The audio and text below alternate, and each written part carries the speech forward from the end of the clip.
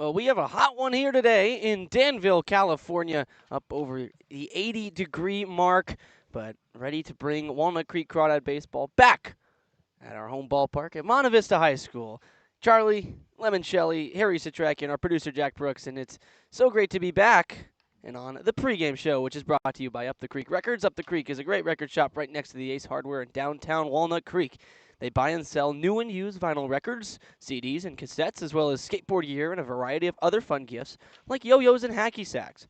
They also have an all-ages live music venue that hosts local bands every weekend, so check out who's playing at upthecreekrecords.com or their Instagram at upthecreekrecords.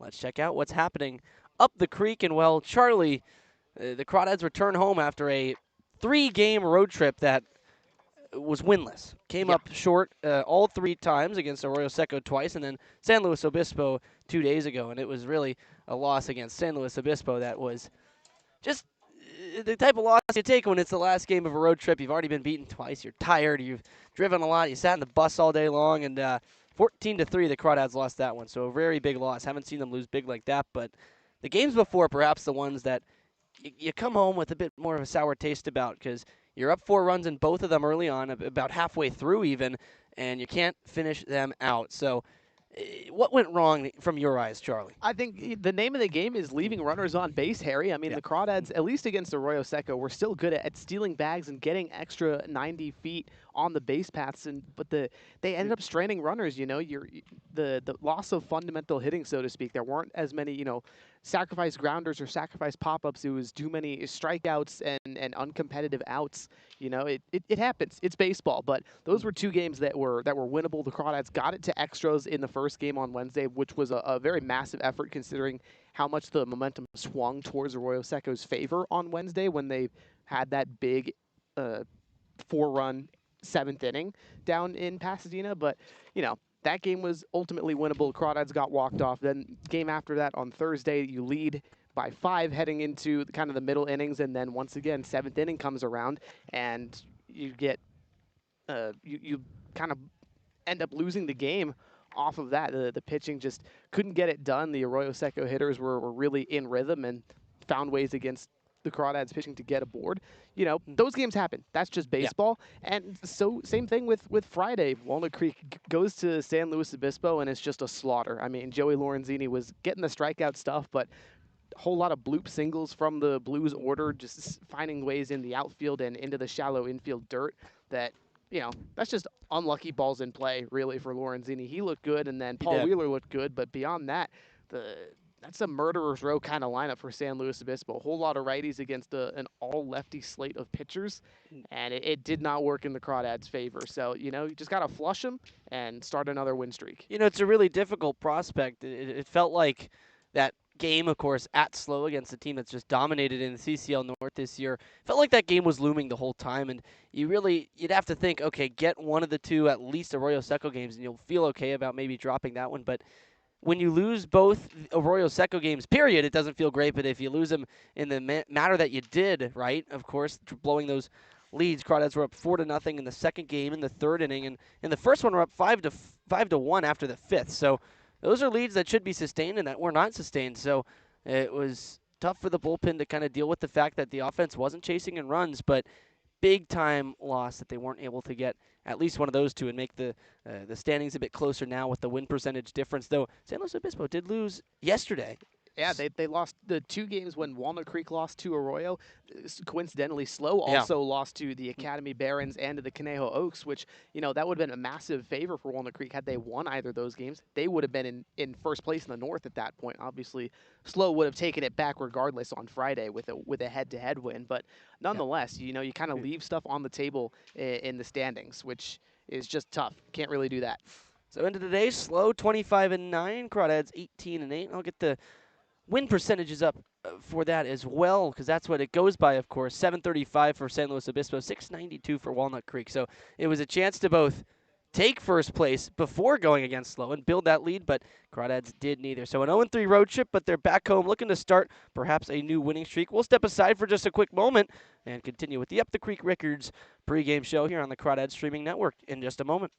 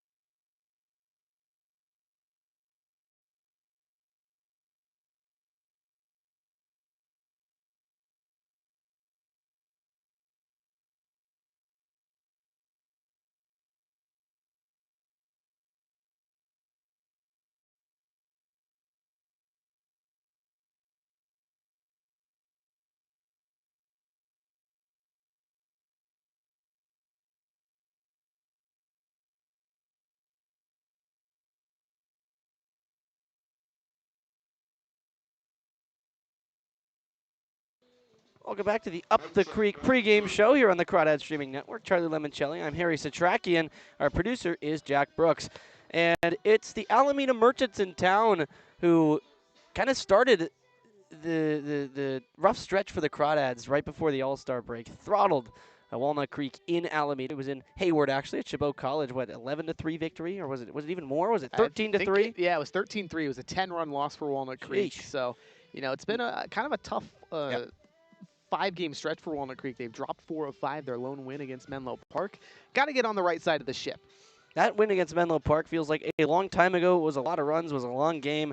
Felt like they kind of reawoke after getting, again, blown out by Alameda, but it's been a rough stretch. 6-4 in their last 10 of the Crawdads. Like you said, 4 of their last 5 have been losses.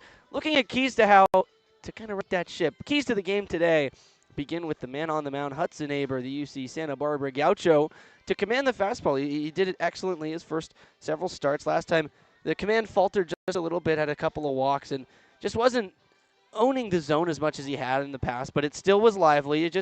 You want to see him back kind of riding that low fastball to start at bats. He likes to go to it low to start, and, well, Charlie, it's a fastball that really does play. Absolutely. It's really nice. Sits in the low 90s. He commands it super well most of the time. But his last time out, June 28th against the San Francisco Seagulls, the Gulls were able to catch up. They were kind of all over it, and he didn't look as good. But in the All-Star game, Aber pitched a scoreless inning for the North, which is very positive to see. That's more like what you can expect. So that's what Walnut Creek needs out of him. Just got to command the fastball. Then everything else plays off that. The slider can get some swing and miss stuff, as can the changeup. But you have to throw strikes with the fastball first. His good buddy Jackson Flora got selected 4th in the MLB draft, a former Crawdad who commands his fastball excellently. Anyways, next one, to not leave runners on base. No LOB. Crawdads left runners on pretty religiously on the road trip. 9 in the first game, 8 in the second, and 9 in the third game against San Luis Obispo. All 3 of those totals more than their opponents, so continue driving in runs. They've been doing so well at it for the most season. Then number 3 is to play a full 9 innings. And, well, of course they're going to be playing for 9 innings, but you got to keep the foot on the gas. It kind of came off against Arroyo Seco, you have to think, a couple of times, which the day it got off the bus, you can kind of get some leeway, but the next day, you got to sustain the offense, Charlie. Absolutely. Got to keep pedal to the floor. That's a great analogy, Harry. Got to play competitively for the full 9 innings, and part of that is making sure you drive in runs. Can't leave guys on base. The offense is fine. The Crawdads are still hitting. They're still working walks, but when they get guys in scoring position, they really haven't been as good at plating them. So that's the part of it. You got to stay competitive the whole way through, and anytime you've got a runner at second, you got to do your best to drive him in.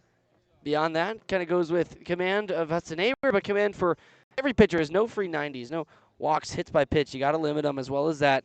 The errors on the infield, the Crawdads have been good all season at preventing errors and not making them, but made 3 against Slow the other day, or maybe on the books with 2. Yeah, they made 3. So you got to clean that up a little bit and not give the free bases. That said, when you are given the free bases, you gotta take advantage of them, which the Crawdads did not do on Friday. Then finally, just, hey, let's forget about that South road trip. Back in the North, back home. Good to be back. It's a very warm day. Ball might be flying today, Charlie. Absolutely. We'll get into the time and temperature report. I don't want to spoil it, but it's kind of one of the warmer days we've had this summer despite the cloud cover. So it could be a very interesting game weather-wise in terms of how the ball's going to move. But in any case, Crawdads got to forget about the road trip, flush it, on to the next. You've got a bunch of contests against the North teams. You got this one today in front of you, then Menlo Park, 3 games against Sonoma later this week, plus Slow comes back up here. Got to keep your eyes on the prize and winning games and making sure that you have a chance at being the #1 seed in the CCL North. There is certainly a chance that they can come back and get that #1 seed, but it's going to have to start with a win today against Alameda, who, again, put it to the Crawdads. Last time it was a 13-3 loss at Alameda, but now Crawdads return home and try to protect their home field, on which they are 12-3. We'll be back closer to first pitch here on the Up the Creek pregame show. Don't go anywhere.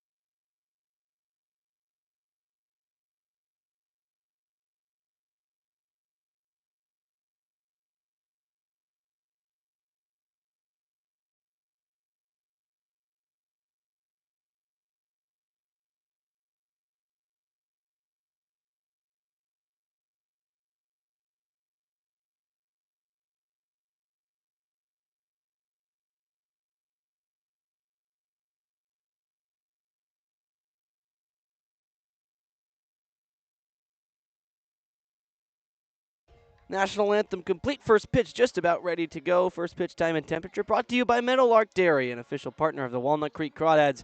Meadowlark Dairy bringing Old Town vibes and family fun since 1919. Cool off with Meadowlark, 88 degrees and cloudy. It's a warm one, but it's got some cloud coverage. Sun not blasting the field. First pitch scheduled for 4 p.m. Going to be a bit later than that. And let's take a look at the starting pitcher matchup today, sponsored by Danville Chocolates, an official partner of the Walnut Creek Crawdads. And for the Crawdads, it's the Gaucho, number 14, Hudson Aber. He's been excellent so far this summer, coming off of probably his worst outing so far, but it really wasn't all that bad. Just a couple of walks, couple of hits, and he has been great, just looking to command the zone. They're looking for a few innings from him to help him out behind him. This is the defense, left to right in the outfield. Daniel Pulasic, Bryden Bull, Shane Aldridge with T.J. Woodson, Kevin Parker Jr., Lucas Carlisle, and Cam Taylor on the infield from left to right. Brandon Clisby will be doing the catching for the first half of the game, and it's Joe Coupland coming in after the sixth or so inning. So they're doing the kind of split time at catcher as Brent Cummings and the Crawdads have done so far. And Hudson Aber will face a Merchants lineup that goes like this. Nico Olson, the second baseman, bats first, with Isaiah Landry, the center fielder, second. Kyle Laxa, the shortstop, bats third. Jackson Nystrom will DH and hit cleanup with Angelo Luna behind him at first base. Lucas Grantham will round out the middle third of the order at the sixth spot. He's catching today. Kyle Sanders in right, batting seventh, with Kolashak in left. And finally, Zach Lewis batting ninth and playing third. Charlie, again, back to the weather. It's kind of way hotter than it looks. Yeah, it's humid almost. Yeah. Almost, yeah, it has the feel, though not too moist in the air. Just sort of, you can feel the heat on you. Yeah, but, you know, that'll play as long as the humidity isn't too great. Ball will probably fly. The wind is blowing in from center field, which is notable, but it's going to be very interesting to see within the first couple innings how the ball ends up playing here today. But, yeah, the cloud cover plus the heat, not a usual combination here. So the first batter of the game, Nico Olson, stands in the right-handed batter's box with the right-hander Hudson Aber ready to fire the first pitch from the stretch, and he spikes his fastball on the chalk outline of the left-hand batter's box. First pitch 4:10 p.m. today, again brought to you by Meadowlark Dairy. 4:10 p.m. official first pitch as Hudson Aber, the righty, works with his fastball, a slider. The 1-0 pitch, a fastball up and in.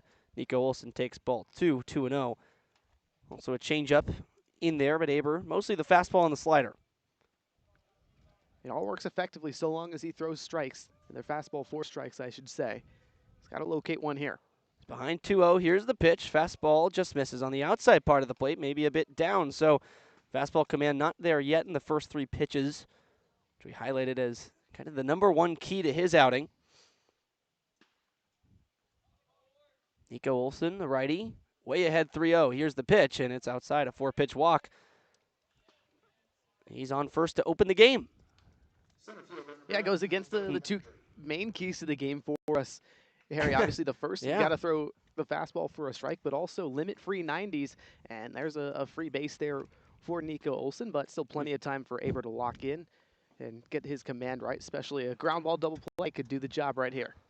Now Isaiah Landry with his signature hot pink batting gloves. Those look even hotter than usual, a little brighter it seems.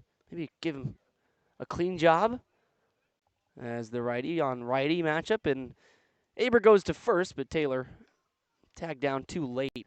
Upstanding is Nico Olson at first. Olson, who's yet to steal a base this season. Team does not steal a lot of bases. So Isaiah Landry squaring to bunt. The righty pulls back. Pitch in the other batter's box once again. So Aber having trouble with the fastball. He's thrown 5 of them, and none of them have been very close. He's also had an extended time off. Hasn't pitched since July 4th Yeah. in the All-Star game, so it's been over a week. Need some time to settle in. Behind 1-0 on Landry, who brings the bat out to bunt. Here's the pitch. He pulls it back, takes a strike. 1 ball, 1 strike. Nico Olson holding close at first. And Cam Taylor over there, holding him on. Aber on the first base side of the rubber. Got a 1-1 count to Landry. The righty versus righty. Here's the 1-1. Landry pulls it on a line into left field. It'll drop ahead of Pulasic and down for a base hit. It goes. Olson to second, Landry to first. The Merchants in some business. Yeah, goes with the slider there, and Landry sits, waits, and pulls it for an easy base hit into left field. Plastic just knew it was going to drop in front of him, so shades over, make sure it doesn't get past him. Last time these two played, it was an ugly game for Walnut Creek. 13-3, Alameda won that one at home at Chabot College. Is now Kai Laxa also wearing hot pink batting gloves. He'll stand in tall in the right batter's box. Aber's first pitch to him spins down the middle for a strike.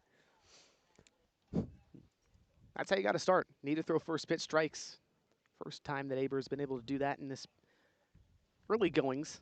Laxa, today's shortstop for Alameda, has a chance to drive in runs with Olson on second and Landry on first. Here's the next pitch. He fouls it off himself in the box, so it goes to 0-2.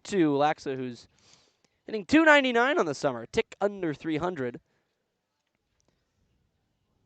That right there, that's a really beautiful slider from Hudson Aber. Just gets the foul tip off the very end of the bat, and that, even though it did hit Laxa, that's also a stinger. The vibrations off the end of that bat probably killing his hands right now. Never feels good. Bad memories of that creeping into my mind. Olson still on second. Aber has a long look at him, and now will come home with the 0-2. Rolled to short. Parker's got it up. Underhand flip to Carlisle. Over to first for one.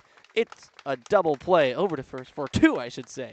It is a double play. Nico Olson does advance to third, but the Crawdads spin their 21st double play of the season. That's exactly how you do it. Soft ground ball. The slider really working right now for Aber. So goes to 3 straight sliders against Laxa, and all you can do with it, soft ground ball over to short on the pull side.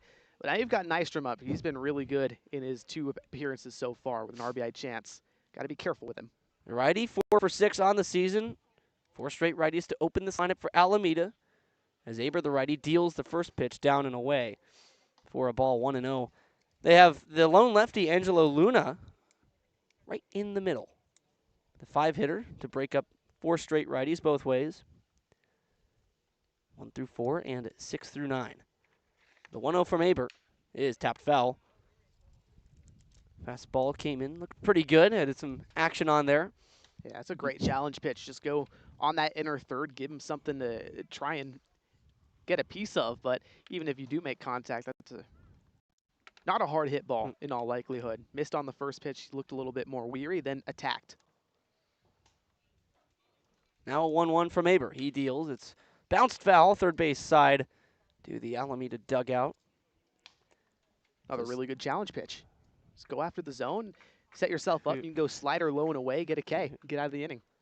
No score here in the top of the first. 2 down. There's a runner on third. That's Nico Olson, who led off the inning and game with a walk. Hudson Aber trying to work out of this inning without any damage.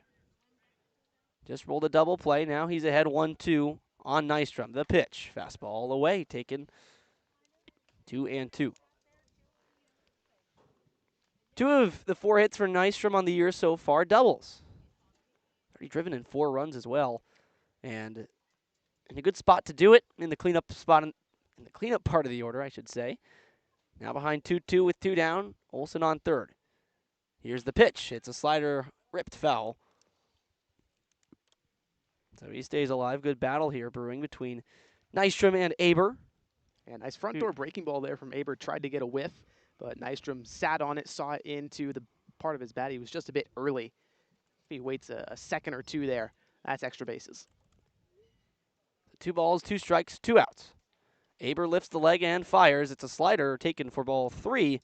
Outside goes the 3-2. So Aber was up on Nystrom, now falling back a bit. It's a good pitch to go to there, trying to get a whiff. Low outside part of the zone with the slider, but disciplined at bat from Nystrom. He's not a guy who's going to chase too much. Infield playing back, trying to guard extra bases. Now a 3-2 delivery from Aber is low and in, taken for ball 4. And Nystrom flips the bat. He'll head on to first after demounting all his protective gear. A lot of gear flying out over to the third base side dugout. It's kind of like if you ever played Crash Bandicoot in one of his animations, if he falls into a gap, his shoes come up and fly up. Kind of look like that. There you go. Very cartoon-like. So Nystrom now on first. Nico Olson still on third. Runners on the corners. Aber has surrendered already 2 walks. That's an acceptable outcome, especially with first base open. You want to try to get the lefty Luna, maybe have some more success with him. Luna standing straight up on the inside of the lefty batter's box. Takes a rip and a miss at the first pitch delivered by Aber. Looked like a changeup. So he's ahead 0-1. Angelo Luna, again, the only lefty in this lineup. He's a guy that likes to swing the bat. 4 strikeouts, 2 walks, 3 hits in 9 games. The pitch to him is pulled on the ground to second. Carlisle on a few hops will scoop it up and fire to first for the third out. Hudson Aber dances out of some trouble and strands 2 runners on, 1 in scoring position. Had a nice double play earlier in the inning. So 0-0 Walnut Creek lineup coming up.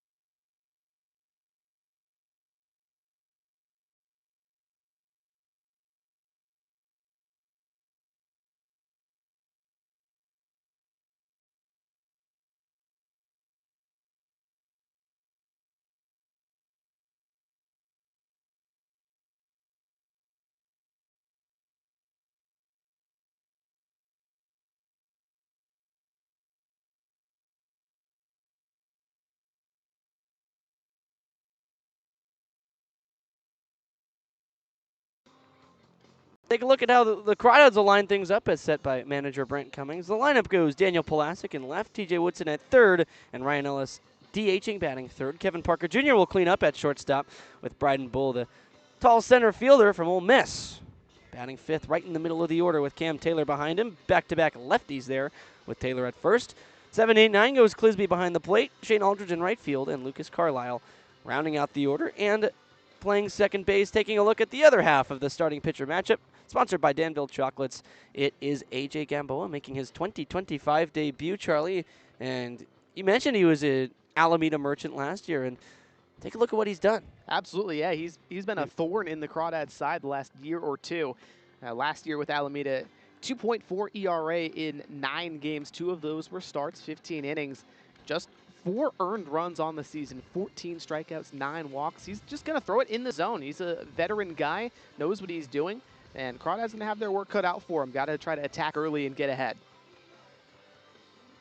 And they have done a good job of getting ahead. It's kind of been a curse for the Crawdads, at least over the last weekend. Got ahead again by 4 more runs in both the games against Arroyo Seco, but couldn't close either of them out.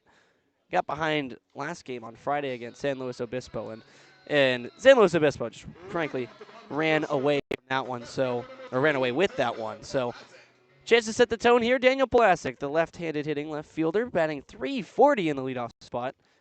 Gets to face AJ Gamboa, an opposite firing right-hander who angles himself about a 45-degree angle from the plate and will wind and fire for the first pitch of his day. It's a fastball that's hit out to left field, high in the air, towards the line a little bit, going to his right.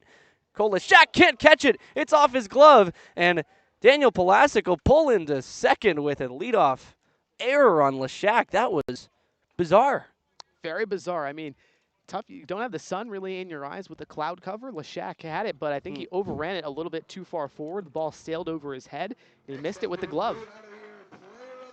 So TJ Woodson, all of a sudden, 1 pitch in the game, not even a base hit, is in a run-scoring opportunity, run driving in opportunity with a guy that's driven in 3 against Alameda this season so far, and is, of course, the doubles machine.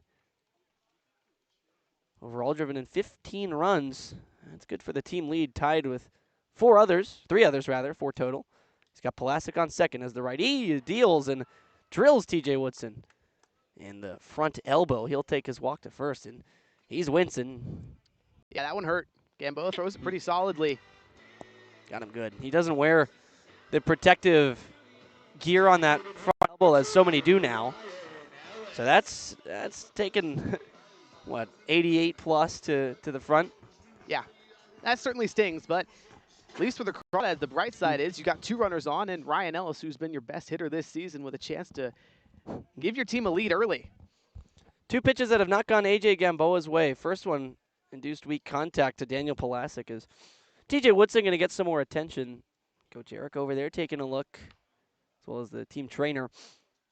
But he's nodding his head. He's saying, I'm good to go, as he equips his sliding mitt onto his left hand. As the left-hander, Ryan Ellis.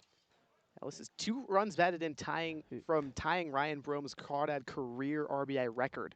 3 from breaking it. Chance to add 1 at least here with Pulaski at second. A.J. Gamboa deals, and Ryan Ellis tried to take the record for himself. Yeah, he swung thought about it right there. wildly through that one, and thinking about a 3-run homer would give him the record. And it would. All he needs is 1 swing. Wind's not really blowing in right now. So no balls and a strike. 4th pitch of the day for Gamboa is taken for the 2nd strike. Ryan Ellis now behind 0-2. Only 4 pitches, 2 runners on, and nobody out. A lot of action early. Crawdads like to swing early and put the ball in play. That's what they've done, and it's turned into some good results so far. Now down 0-2, though. Ellis awaits. Here's the pitch. Change up in the dirt. Taken for ball 1. I don't think there's a better 2-strike hitter on the Crawdads right now than Ryan Ellis. He's seen so much baseball in his career. He knows what he's doing. Not going to chase outside the zone, and it makes Gamboa's job really tough. You have to attack and also try to paint the corners at the same time. And as a pitcher, it's a tough position to be in. 358 hitter this summer. He struck out just 8 times. Next pitch to him, a slow one that he chops high to first. Luna makes the play over there, fires the second for 1. Throwback. It's Gamboa covering, and he leaps up and can't make it back down in time. So Ryan Ellis will reach. I think he would have beat it out anyway, so it'll go as a fielder's choice. The 3-6 put out at second base gets the runner over to third. 1 out, lots of ways to score him over there. Yeah, and Luna, nice job trying to go for the double play ball there, but on the throw back, he leapt up way too high. Or he had to leap up really high. The throw from Laxa at short pulled him off the bag. So I think it's a pretty simple call to make that Ellis was safe, at least from my vantage point here. So now Albert Luna wants to chat with the first base umpire. The umpire crew going to come together now very quickly. The first base ump went to chat with the home plate ump. Now they're all coming together. And I think they're saying that Ellis maybe missed first base because Gamboa, after missing the bag, it was no doubt that he was off of it, but came back to step on it. Umpires break up. They say nothing will change. They're wearing the powder blue tops today. It's a good look, and it's a good feeling on a hot day. To be able to go to that, doesn't absorb as much sun, though. Again, the sun not really out, but we're feeling the effects of it. Oh, very much so. So the electric Kevin Parker Jr. now in with runners on the corners. Ryan Ellis on first. It's Daniel Pulaski on third. TJ Woodson was wiped out on the fielder's choice from Ryan Ellis. So still a run-scoring opportunity, though. 1 pitch could get Gamboa out of the inning. His first pitch to Parker is bounced foul. And an Alameda Merchant makes a 1-hop play in the dugout over there. Oh, there you go. Always got to stay ready. Had a glove on and everything. It's dedication. Obviously not on the field right now, but ready to go whenever. As KPJ, the righty batter's box, facing the righty Gamboa, trying to drive in the game's first run. He's behind 0-1. Here's the pitch. Hit out to short, 2 ball. Laxa's got it. On to second for 1. Olsen over to first. Parker out by a step. It's an inning-ending double play for the Crawdads, who had some hope. Both pitchers, though, in the first inning turn important double plays to pitch a 0. 0-0 to the second we go.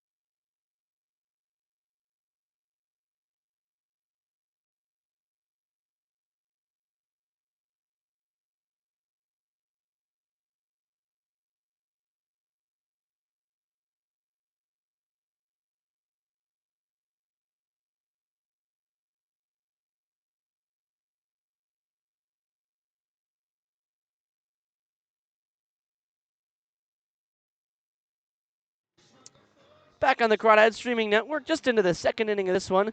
It was an 18-minute first inning. Both pitchers working very quickly through the top 4 or 5 batters in their respective opposing lineup.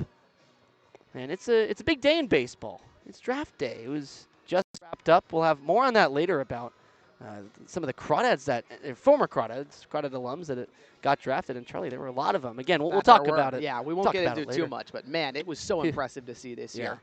It really makes me excited for when we're a few years in the future and we're seeing these guys start to go off the board, right? Or go on the board, I should say, and go off to play pro ball. It's going to be a cool time.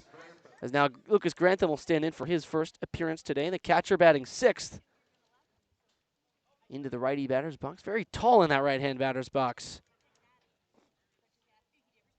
As Hudson Aber into his second inning of work, a 0 in the first, though a couple of walks. His first pitch taken for a strike. Fastball in the inner part of the zone. Quite a few UC Santa Barbara players taken, many of them pitchers in today's draft. 0-1 from Aber. Breaking ball that just stayed up high, taken by Grantham for ball 1. But Aber looking to add his name to that list. They had an outstanding pitching staff this year, outstanding bullpen, and friend of Hudson Aber's in mind. Kellen Montgomery just signed a pro contract with the Cleveland Guardians. Oh, there you go. After the draft. How about Aber and Lorenzini both trying to be the next Gaucho pitchers drafted in a year or two. Ball on a strike pitch is tapped on a high hop towards the first base line. Aber off the mound to get it. He'll flip to first. Nice play from the Gaucho. Very much so. I'm a little bit surprised Aber was right there. Probably could have stretched out his arm for a tag on Grantham, but did the safe play and just flipped it to first to make sure the out was made. Right fielder, number 9, Kyle Sandner. Very nice. Kind of a tricky play to make. You can't speed yourself up too much, and Aber did a nice job to scurry over and make a nice, easy throw. That's usually the part that the pitchers kind of rush is the throw, but nice underhand lob. You can lob it, but you got to make it a little firm so it gets there in time. It's Kyle Sandner, the right fielder, in now. The right-hander has the bat up above his shoulder, parallel to the ground. First pitch to him, swing and a miss.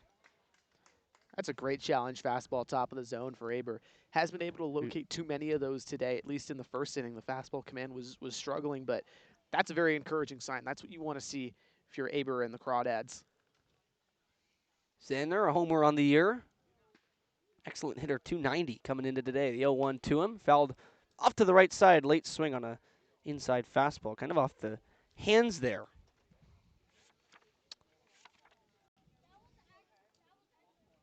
Kyle Sandner, who had a huge game against Walnut Creek last time. Drove in 4 runs. Had 2 doubles. Also a base hit. Went 3 for 5. And scored a run of his own as well. But he had a big bases clearing double at 1.2. Now down 0-2, has to battle. Here comes Aber's delivery, and it's fouled right back. Another fastball. So he stays alive, and Aber letting the fastball eat. Yeah, I like it.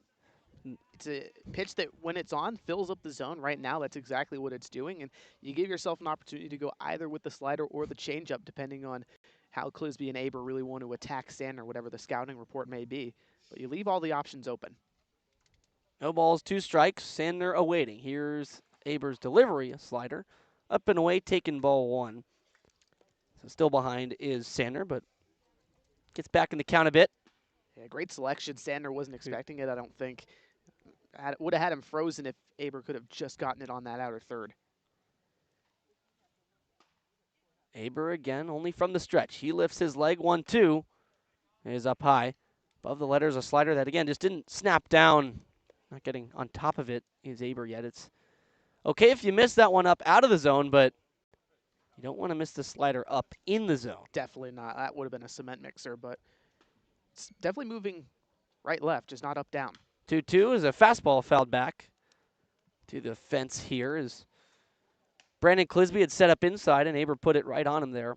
Nice spot, but nice fight by Kyle Sandner, who's really, again, just been one of this team's best hitters. 5 walks this season, so a guy that's going to put the ball in play pretty consistently, but can take a walk. 9 strikeouts on the other end. Here's Aber's 2-2. Swing and a miss. Fastball got him. First strikeout of the day for Hudson Aber. Or a guy that's usually kind of high in that number. So maybe looking for another one here as Kolashak comes in. Yeah, really well placed. Just attack with the fastball. Sandner was really having trouble catching up to it, was fouling everything off, and the breaking ball really wasn't moving like Aber wanted to. So what other choice do you have? Challenge fastball low and inside, got the job done. That's just really good fundamental pitching. Now Kolashak, the left fielder, stands in as a righty. First pitch to him is wildly swung at and fouled back.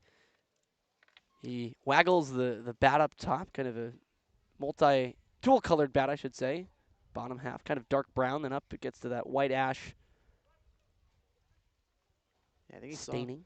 saw top of the zone kind of slider, really liked what he saw, but it was too high, fouled it away. So Aber gets a good strike. 0-1, this one fouled up, out of play, down the right field side. Look out over there. Kid running after the ball. He's got it on a slide. Nice play. There we go. Off Future the Crawdad. ground. A lot of kids out here today. They're having a fun time with the team pregame. Taking some infield. As Aber with no balls, 2 strikes. A very strong infield behind him. Deals the 0-2 to Lashak. And it's in the dirt. Up 0-2, just missed the location, trying to go and spot the fastball low outside corner. I like the pitch. But And he's still got plenty of room to add some more. Exactly. Throw a slider in there, perhaps. Still up 1-2. Now the delivery is a slider. There you go. It spins off the chalk of that left-hand batter's box and scoots towards the middle of it by the time it ends. Just gives you a idea of how much it's moving. Yeah, it moved really well. I think Aber just started it a little bit too late. I think he released it just a little bit late out of the hand. Otherwise, that's a strike. 2 balls, 2 strikes. Here's the pitch. Slider. Check swing. Did not go. Kind of the same spot. And that's exactly the adjustment you got to make. You just, the only thing is you want to change where you're trying to aim it. You want to aim it for the middle so that it breaks out towards that outer part of the zone instead of aiming it at the outer part of the zone. That one a lot closer, but now a full count. Going to need a payoff pitch to Kolashak, who made a 2-base error in the first inning. The pitch. Bounced slowly to short. KP comes in on it, and on the run, he fires a strike to Cam Taylor for out number 3. And as we've seen Aber do so many times this year already, he gives the Merchants the claw in the second inning. 1-2-3. Crawdads bats coming back up.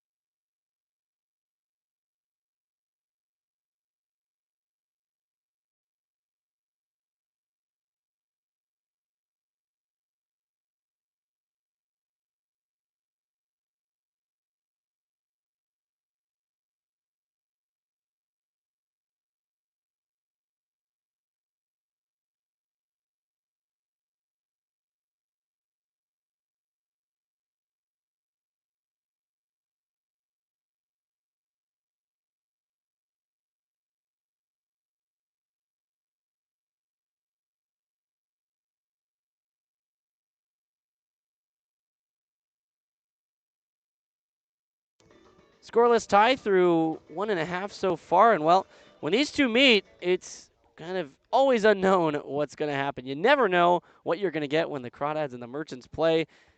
Sometimes you'll get a walk-off win. Maybe you'll get a commanding loss for the Crawdads, and maybe another walk-off and an extra innings there, a dominant win, or maybe an end that is dominant, or a loss that's dominant and ends a 13-game win streak. But Charlie, it is always an unknown. As Bryden Bull, the tall lefty, in for his first time today, batting 5th, 5, 6, 7. Coming up this inning, Bull, Taylor, and Clisby to face AJ Gamboa, who had a clean first inning, but 3 runners reached base as his first pitch is outside for a ball. Brian and Bull, some new walk-up music today, chosen by Charlie Limoncelli and Jack Well, Brooks. all of us really. He asked for our input. Didn't want to know what it was until he walked up. 1-0 pitch from Gamboa's. Watched down low for ball 2. I like this. What was the song again? Toxic by Playboy Cardi. Very nice. I've never heard it. It's lots of bass, very energetic kind of song. It's exactly the walk-up song you want. 2 balls, no strikes. Breaking ball, very vertical, lands in the zone, taken by Bull. Strike 1. I will say that the bass blast kind of doesn't come out too well in the speakers here at True. Monte Vista. But on Just a good in sound general. system, it's perfect. Oh, yeah. 2 balls and a strike. Here's the pitch. He goes after a breaking ball down low. 2 balls, 2 strikes now, evens it up. Yeah, after that first breaking ball, it kind of sat bottom of the zone. I figured if Bull saw it again, he was going to take a big hack. It's the pitch he likes to see. But now you're down 2-2. Got to be careful. He had a mammoth opposite field blast against Alameda at Chabot College on the, 2nd of July. He's now even 2-2. Here's the pitch. He swings and misses. Strikeout number 1 on the day for A.J. Gamboa so far. The walk-up song, not to success yet, but just the first at-bat, of course. So now Cam Taylor in for his first time. He'll be facing the Alameda Merchants today for the first time in 2026. He's been on the team for games that Walnut Creek has played Alameda, but yet to be in the lineup, yet to even get a pinch hit at bat. So he's on for the first time with a all-light bat. First pitch to him is a big breaking ball off the front side, and he swings through it. He tried to hit it. He tried to hit a fastball a mile out there to right, but got a bit crossed up. Yeah, again, Boa's doing a nice job working the breaking ball against these lefties, but Cam Taylor hasn't seen the Merchants this year, but he's a guy who crushed them last year with the Crawdads. He's been getting hot too as the 0-1 fouled away. Looked like a slider that time, just nicked off the bottom of Taylor's bat with the electric yellow and light green gloves, popping off the black armband. I like it. I kind of like it with the red jersey. It works well enough. Plays. Maybe a combo you wouldn't quite expect, but now an 0-2 is in the dirt, taken for a ball. 1 ball, 2 strikes. Yeah, definitely unusual, but you're absolutely right, Harry. The colors do go well enough. You know, red, green, and yellow. Kind of like Ronald Acuna, he has the yellow gloves and I think elbow guard. It kind of goes nicely with the deep blue and light and bright red of the Braves uniforms. Here's a 1-2 from Gamboa. Breaking ball off the inside. Taylor takes it. He'll appeal the swing to third, but it wasn't even close. And third base ump agrees. He almost looked shocked that they even pointed down at him. Yeah. Like he wasn't even really ready to appeal a call. And that was just Grantham, the catcher, signaling over, trying to get the appeal, and he did, but unsuccessfully.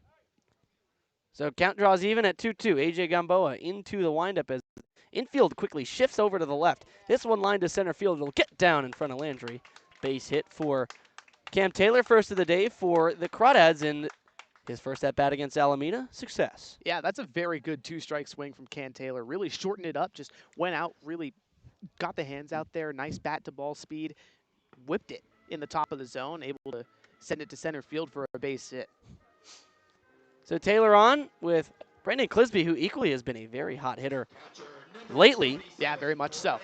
He stands in. I almost think he might be due for a move in the lineup, maybe to the middle slot, somewhere in there. Again, he'll play the first through 5th innings today, thereabouts, and then Joe Coupland will take over. As Gamboa into the stretch for the second time today. The first pitch is bounced high to third. Played by Lewis. Throws to second for 1. Over to first. It's away. Now Clisby will scamper down the line and in the base path over to second. And he'll stop there as Luna had a long way to go get that one. Cam Taylor kind of gave himself up at second, so he went down. I wonder if he maybe tweaked something. He was moving a bit gingerly, kind of just moseying out of the way of the baseline. But he looks okay. He just looked like he was pretty much giving himself up. Yeah, I mean, kind of have to there. No shot at it making a play over there at second. You're out by a mile. But credit to Clisby, his speed kind of forces that throwing error. So you know he's going to get to first in time. Tried to catch him out, but unsuccessful. Give him an extra base, too. First pitch to Shane Aldridge, taken in the dirt. Nice block by Grantham to keep Clisby over there at second, who does run pretty well for a catcher and for anyone in He's general. got speed. He's got speed, and so yes, the error does go on the second baseman, Olsen, throwing error, so an E4 advances him to second after the fielder's choice got him to first. 1 balls, no strikes to Shane Aldridge. Takes a fastball outer part of the plate, called a strike. Kind of mint green gloves, the Bruce Bolts. Lightning bolt logo down the middle. Those Bruce Bolt gloves have become popular. Yeah, never, Ken Taylor's are yeah, he had the bolt. same. I've never worn them, but I've heard they're great. Oh, look at that. So 1 ball, 1 strike to Aldridge. Open stance in the left-hand batter's box, standing back in the box. Here's the pitch from Gamboa, up and away, fastball. Gets Aldridge ahead, 2-1. Aldridge, who also, just like Bryden Bull, homered last time against Alameda. They were the entire offense that day. Bryden's was a 2-run shot, and Shane's was a solo shot. Yeah, would love to get some of that repeat success. 11-3, they went down. 2-1 pitch, breaking ball hit hard through the right side, base hit. Now coming in to score, Clisby as Sandner has some trouble in right. Aldridge takes off for second. The throw is just late. Diving in safely is Aldridge. Was trying to make a Herculean diving tag was Laxa. But a nice hustle, not quite double, but base hit drives in the run. And Aldridge scoots up to second, so he'll take it. Very much so. It's a great piece of hit from Shane Aldridge. Goes after it, gets it low in the zone, drives it pull side on the ground. And Luna, nice diving effort, but comes up short. So Lucas Carlisle, the excellent 9-hitter, comes in a run-scoring spot. He's been a bit more aggressive lately, going after the first couple of pitches. Guy who can really take a walk. Shane Aldridge, speedy on second. Gamboa thinking about him, looks back a few times and fires a first pitch breaking ball inside for ball 1. So error going to go on the right fielder, Sandner. That's now second of the inning for Alameda. Had trouble picking it up, allowing an extra base for Aldridge, though he will be credited with an RBI on the single. So 1-0. Carlisle waving the bat and pulls it foul past third to the Alameda bullpen. 1 ball and a strike. And you're absolutely right, Harry. Carlisle has been a little more aggressive in the last couple of games he's played for Walnut Creek. Started out as a Crawdad, being very patient, worked so many walks, and it paid off. Eventually got a pull side homer here at Monte Vista one time. And since then, he's been trying to attack, get some more repeat success. But very good single hitter. Walks a lot, doesn't strike out much. Holds the hands kind of back, ready to fire at the pitch. As a 1-1 from Gamboa comes in, a breaking ball that Carlisle is out in front of and misses for strike 2. It's almost like Carlisle and Bull kind of swapped their approaches. Bull's been taking a lot of first pitches, even first 2 pitches, and Carlisle's been a bit more aggressive. Yeah, I think that's a great shout there, Harry. Bull has looked a lot better discipline-wise. Isn't swinging a ton early in counts, but he gets behind and then he takes some hacks that don't work out. At least they haven't lately. So 1-2 now. Breaking ball gets Carlisle to go around again. So he strikes out second of the inning and of the day for Gamboa, but the Crawdads do get a run thanks to a couple of errors for Alameda, allowing the inning to extend. The RBI base hit for Shane Aldridge has them up 1-0.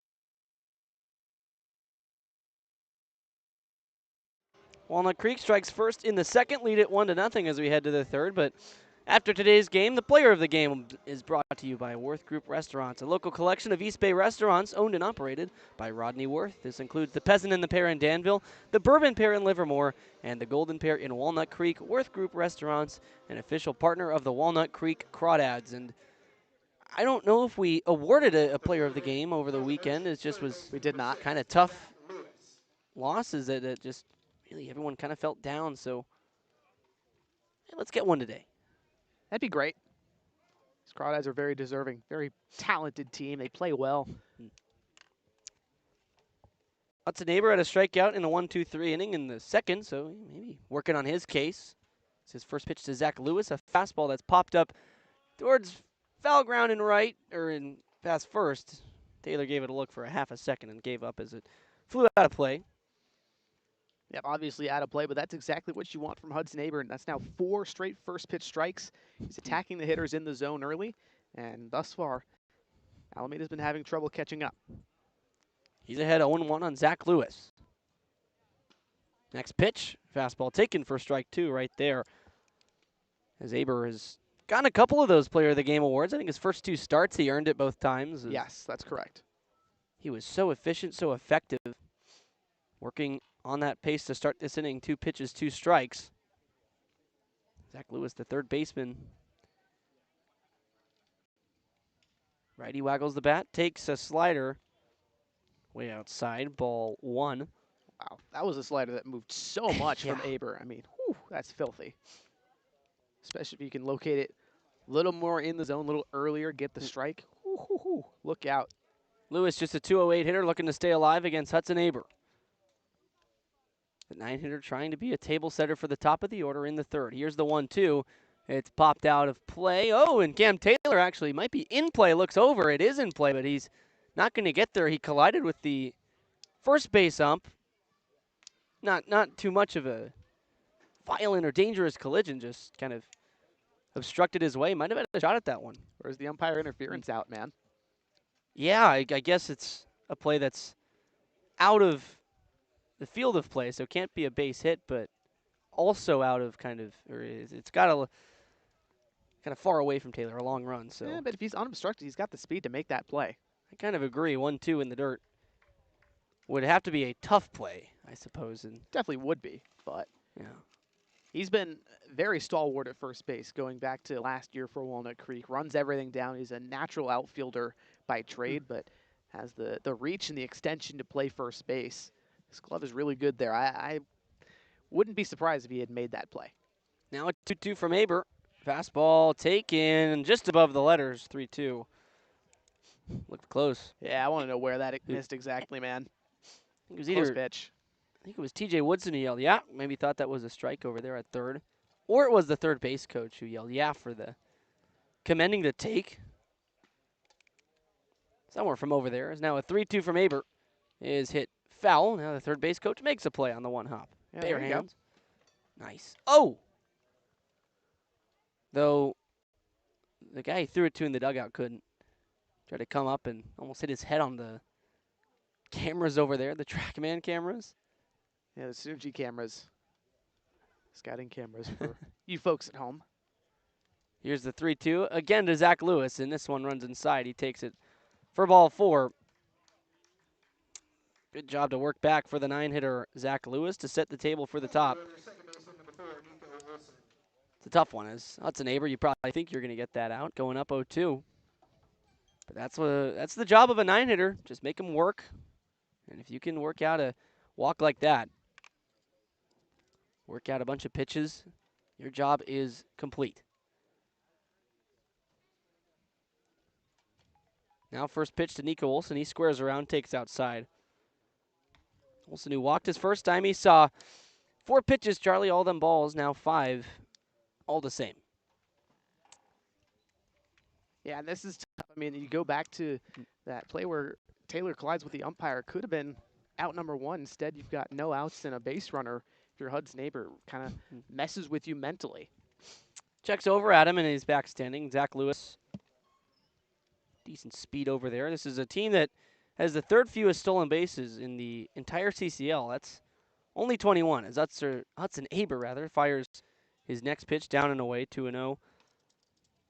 And when you have a team that's third fewest in something playing a handful of games, yes, Alameda not as much as some of the top teams. They've played 22, for example. The Crawdads have played 26. The next pitch in is taken for a ball, 3-0, so 7 straight balls to Nico Olsen. But the Merchants are a team that, if you don't include Santa Maria, who's only played, 8 games, Merchants then slide down to second fewest stolen bases. So 3-0 now to Olsen. There's a strike. Taken, a fastball right there, so gets it to 3-1, but if you don't include Santa Maria, you have the teams that are playing 20-plus games. Still not a team that runs a lot in the Merchants. 3-1 to Olsen. He swings and fouls it back. Wow. Way to work back. I mean, attack low in the zone with the fastball. Two straight times in a row after falling 3-0 to Olsen. Full count. Now you can, I'd say if you're Aber, you got to keep it in the low part of the zone. Either go with a fastball or a slider there. Try to get the leadoff man for the Merchants to roll over. Double play is on with nobody out. Here's the 3-2. It's hit high in the sky to left. Daniel Polasic over and in to his right just a bit. We'll squeeze it with the glove. There's out number 1. Hudson Aber, nice job working back. Absolutely. Not a double play that, you might have really desired, but that's a perfect way to get out of that at-bat to Olsen after falling behind 3-0. Regardless, an unproductive out for Nico Olsen, the leadoff hitter. So a big out to get there for Aber. Now, with Isaiah Landry, perhaps the Merchants' best up at the plate. Yeah, Landry's a monster. 360 hitter in 17 games, 13 RBIs, gets on base, a 430 clip. He's unreal.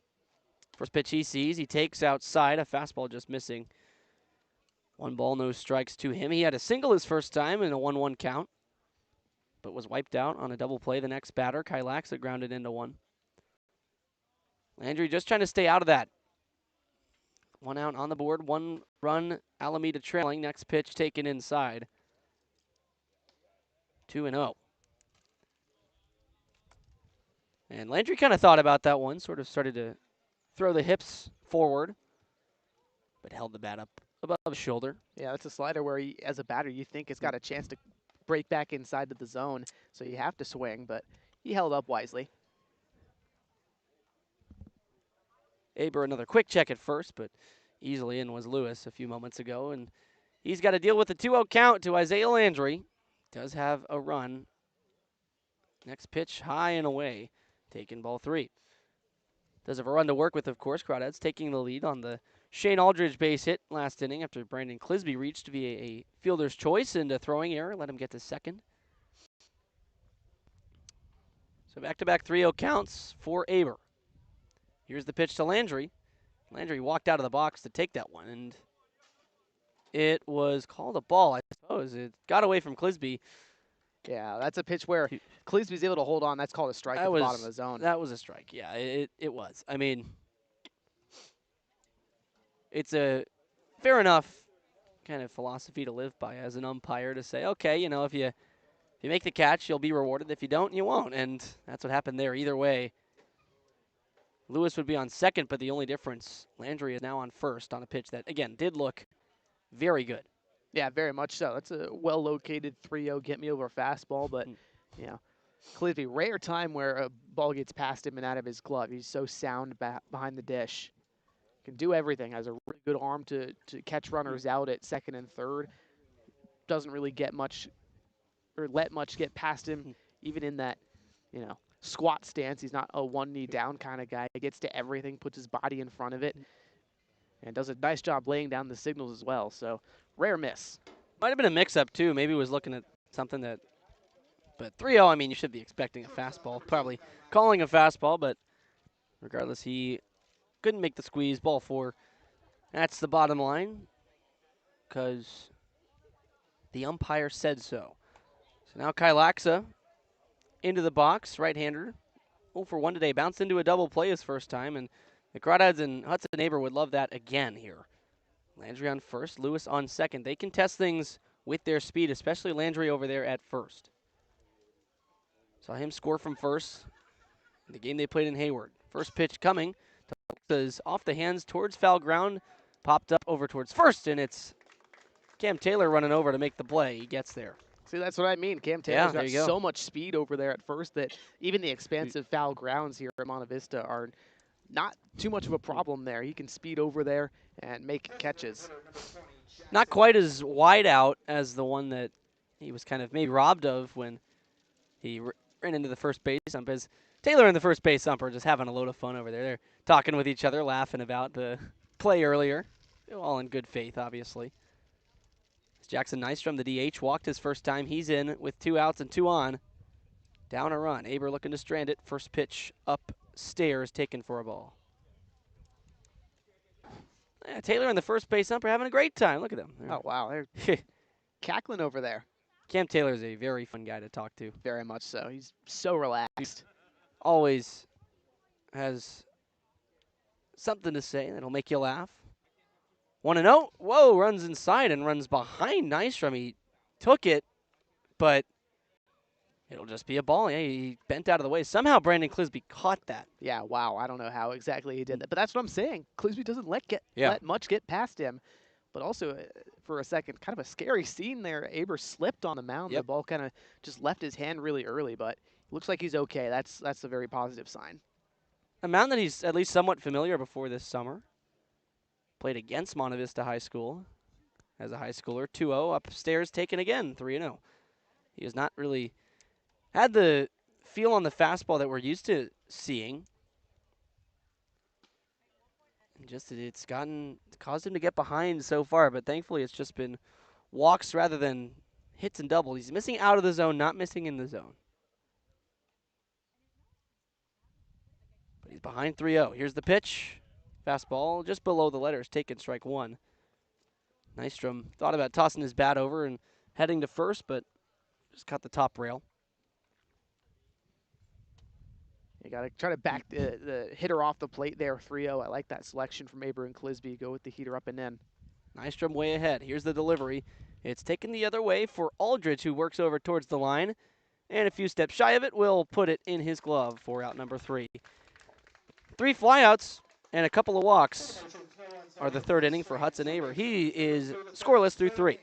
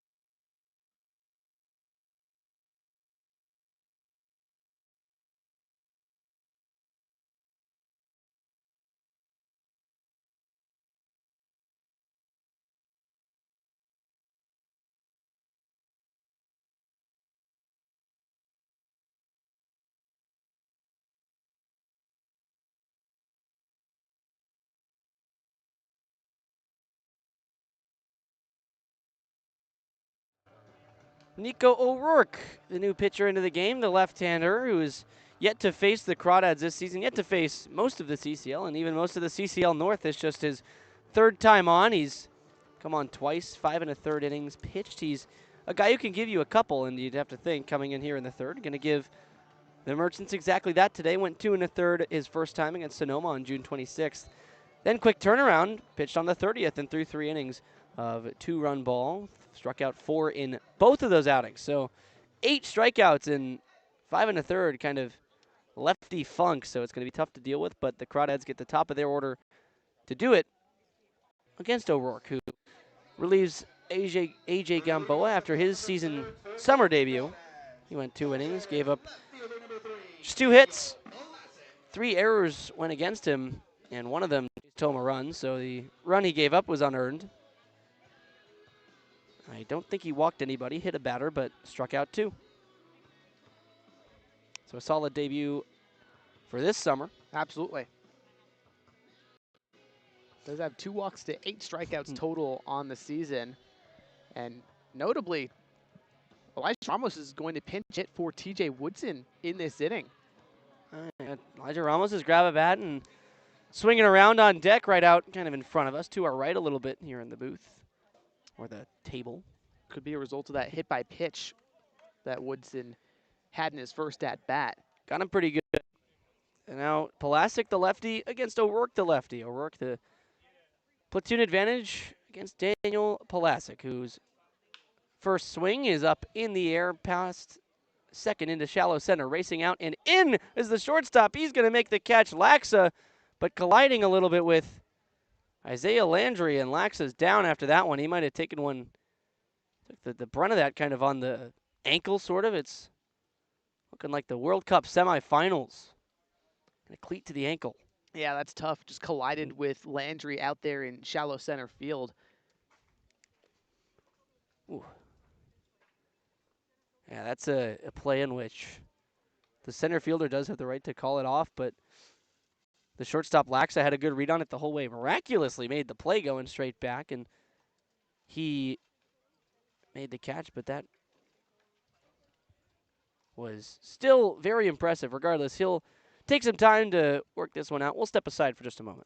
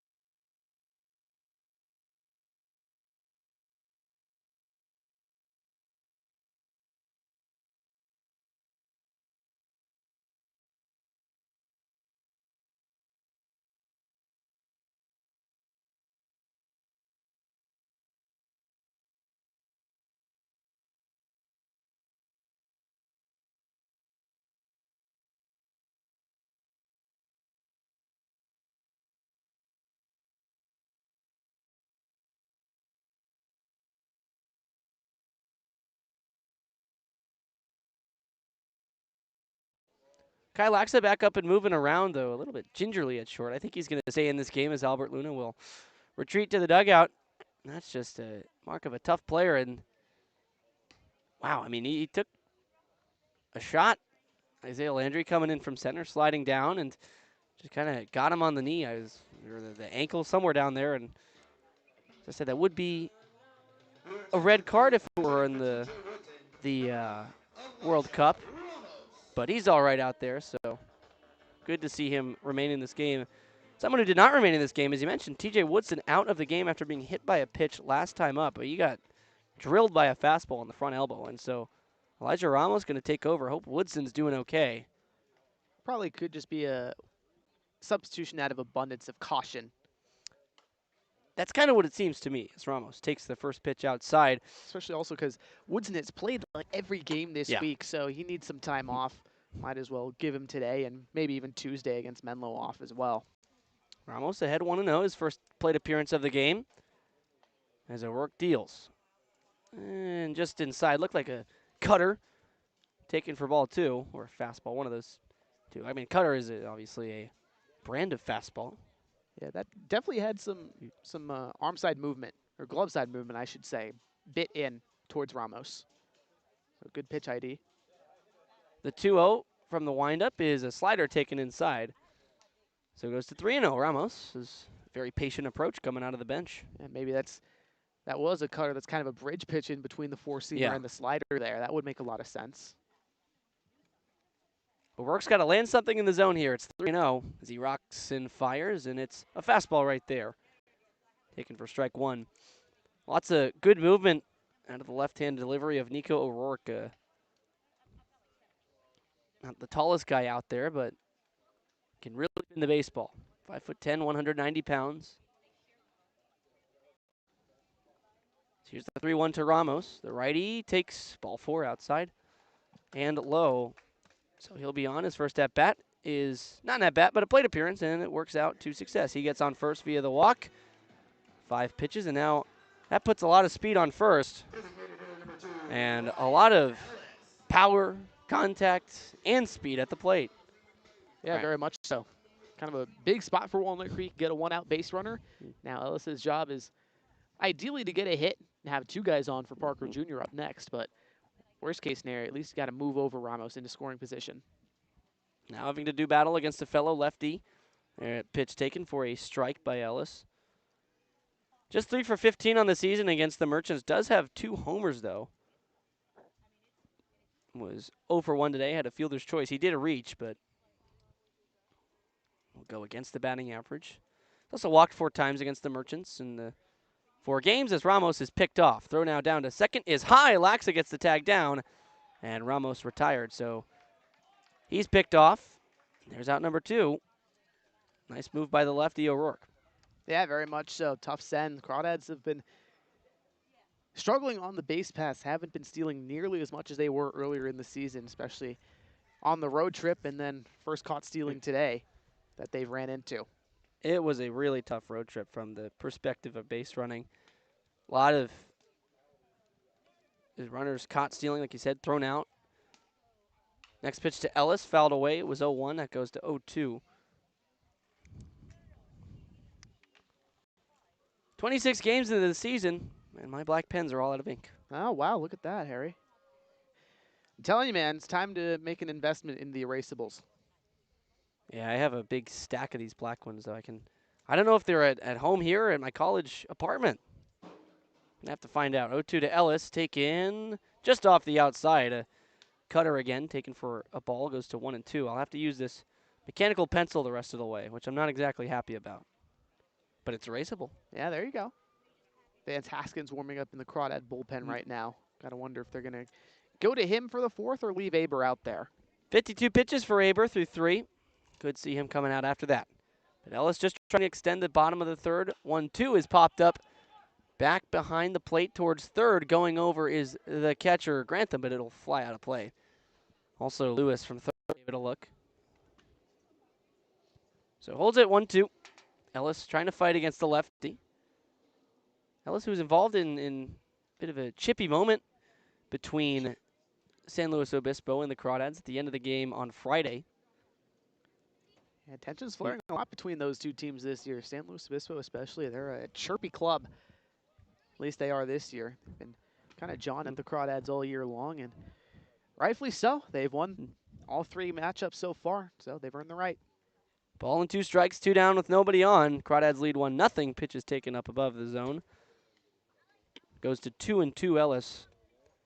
Trying to work back in this one, trying to get anything going with 2 down for a Crawdad offense that is decelerated a bit lately. 2 from the lefty, O'Rourke. He'll lift the leg and fire. It's a pitch taken outside. So Ellis works it down from 0-2 now to 3-2. It's the Ryan Ellis effect. Doesn't extend the strike zone, forces pitchers to give him something hittable. And thus far, O'Rourke really hasn't. Count is full.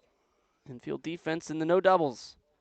3-2 from O'Rourke is lifted out to left field. Starting in, now going back is Lashak. He's got a beat on it, and he'll make the catch this time. First attempt did not go the same way, but that one makes the play perfectly. So it's a 1-2-3 after Ramos got picked off, and it is just 1-0 Walnut Creek.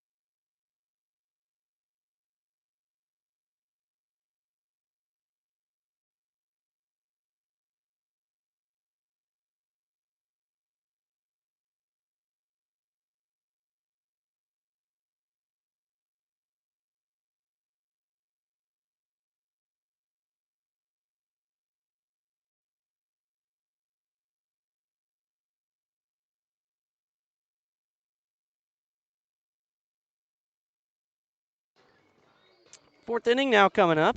Hudson Aber goes back out after throwing 22 pitches last inning. He's got 52 total, so he'll stay out there. We'll see how long his leash is. Head coach Brent Cummings. We'll see how long he wants to keep Aber in there for. Kind of a thinner bullpen on the roster today, just in the sense that fewer arms are scheduled to pitch today. I think they had just 3 who are kind of in the plan, then 1 emergency guy. Yep. So Vance Haskins will be the next one to come in. He's warming up down the right field line. The Crawdads bullpen getting active. As Angelo Luna in for his second time, he bounced to Lucas Carlisle to end the first inning. As Aber fires the first pitch of the inning, down low, taken for a ball. That was a third out that really kind of put a dampening on the threat to score that inning. Needed some 2-out hitting and didn't quite get it. Had a runner on third, but couldn't cash him in. Now Angelo gets to lead off this inning, takes a 1-0 pitch inside, 2-0. Back-to-back fastballs by Aber, who's kind of continued to not find it in the zone early in counts. Yeah, he's been kind of struggling to hit the strike zone today, but despite that, has looked good, limiting base runners. And 2-0. Luna, a big hack, but fouls it away to the left side. Kind of just hit off the end of his bat, rolled off.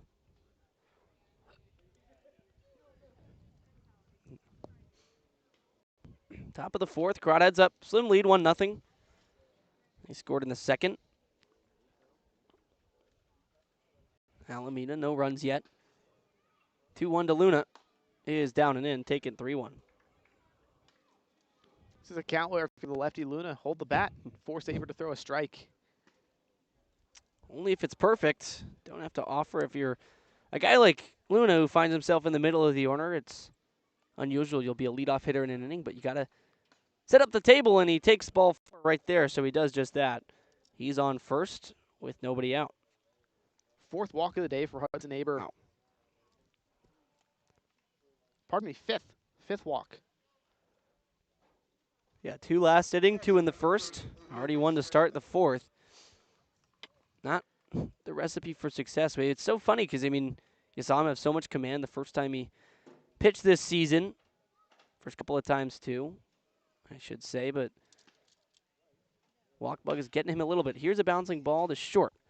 Parker's got it. Flip to Carlisle for 1. Sidearm sling to first. It's a double play. So just like that, the leadoff walk does not matter. And I was just saying the recipe of giving up walks sometimes not where you want to be. But, well, when you can get a guy to roll into 2 like that, hey, why not? That's what I was about to say, is that walks aren't the worst thing in the world. When you're dealing too much of them, yes, they're a problem, but at the same time, they put somebody on base, and you can roll a pair like that exactly. Aber, that double play has been his best friend all game long, and once again, it hits.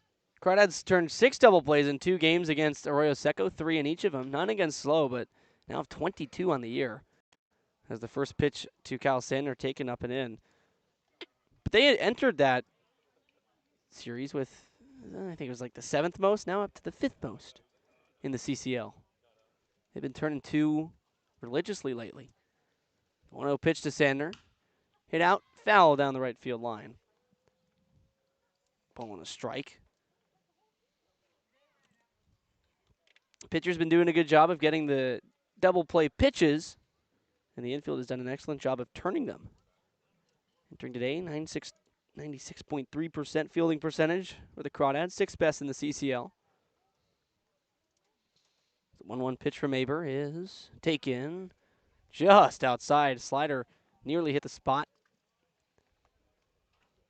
but lands just out, so Sander ahead 2-1.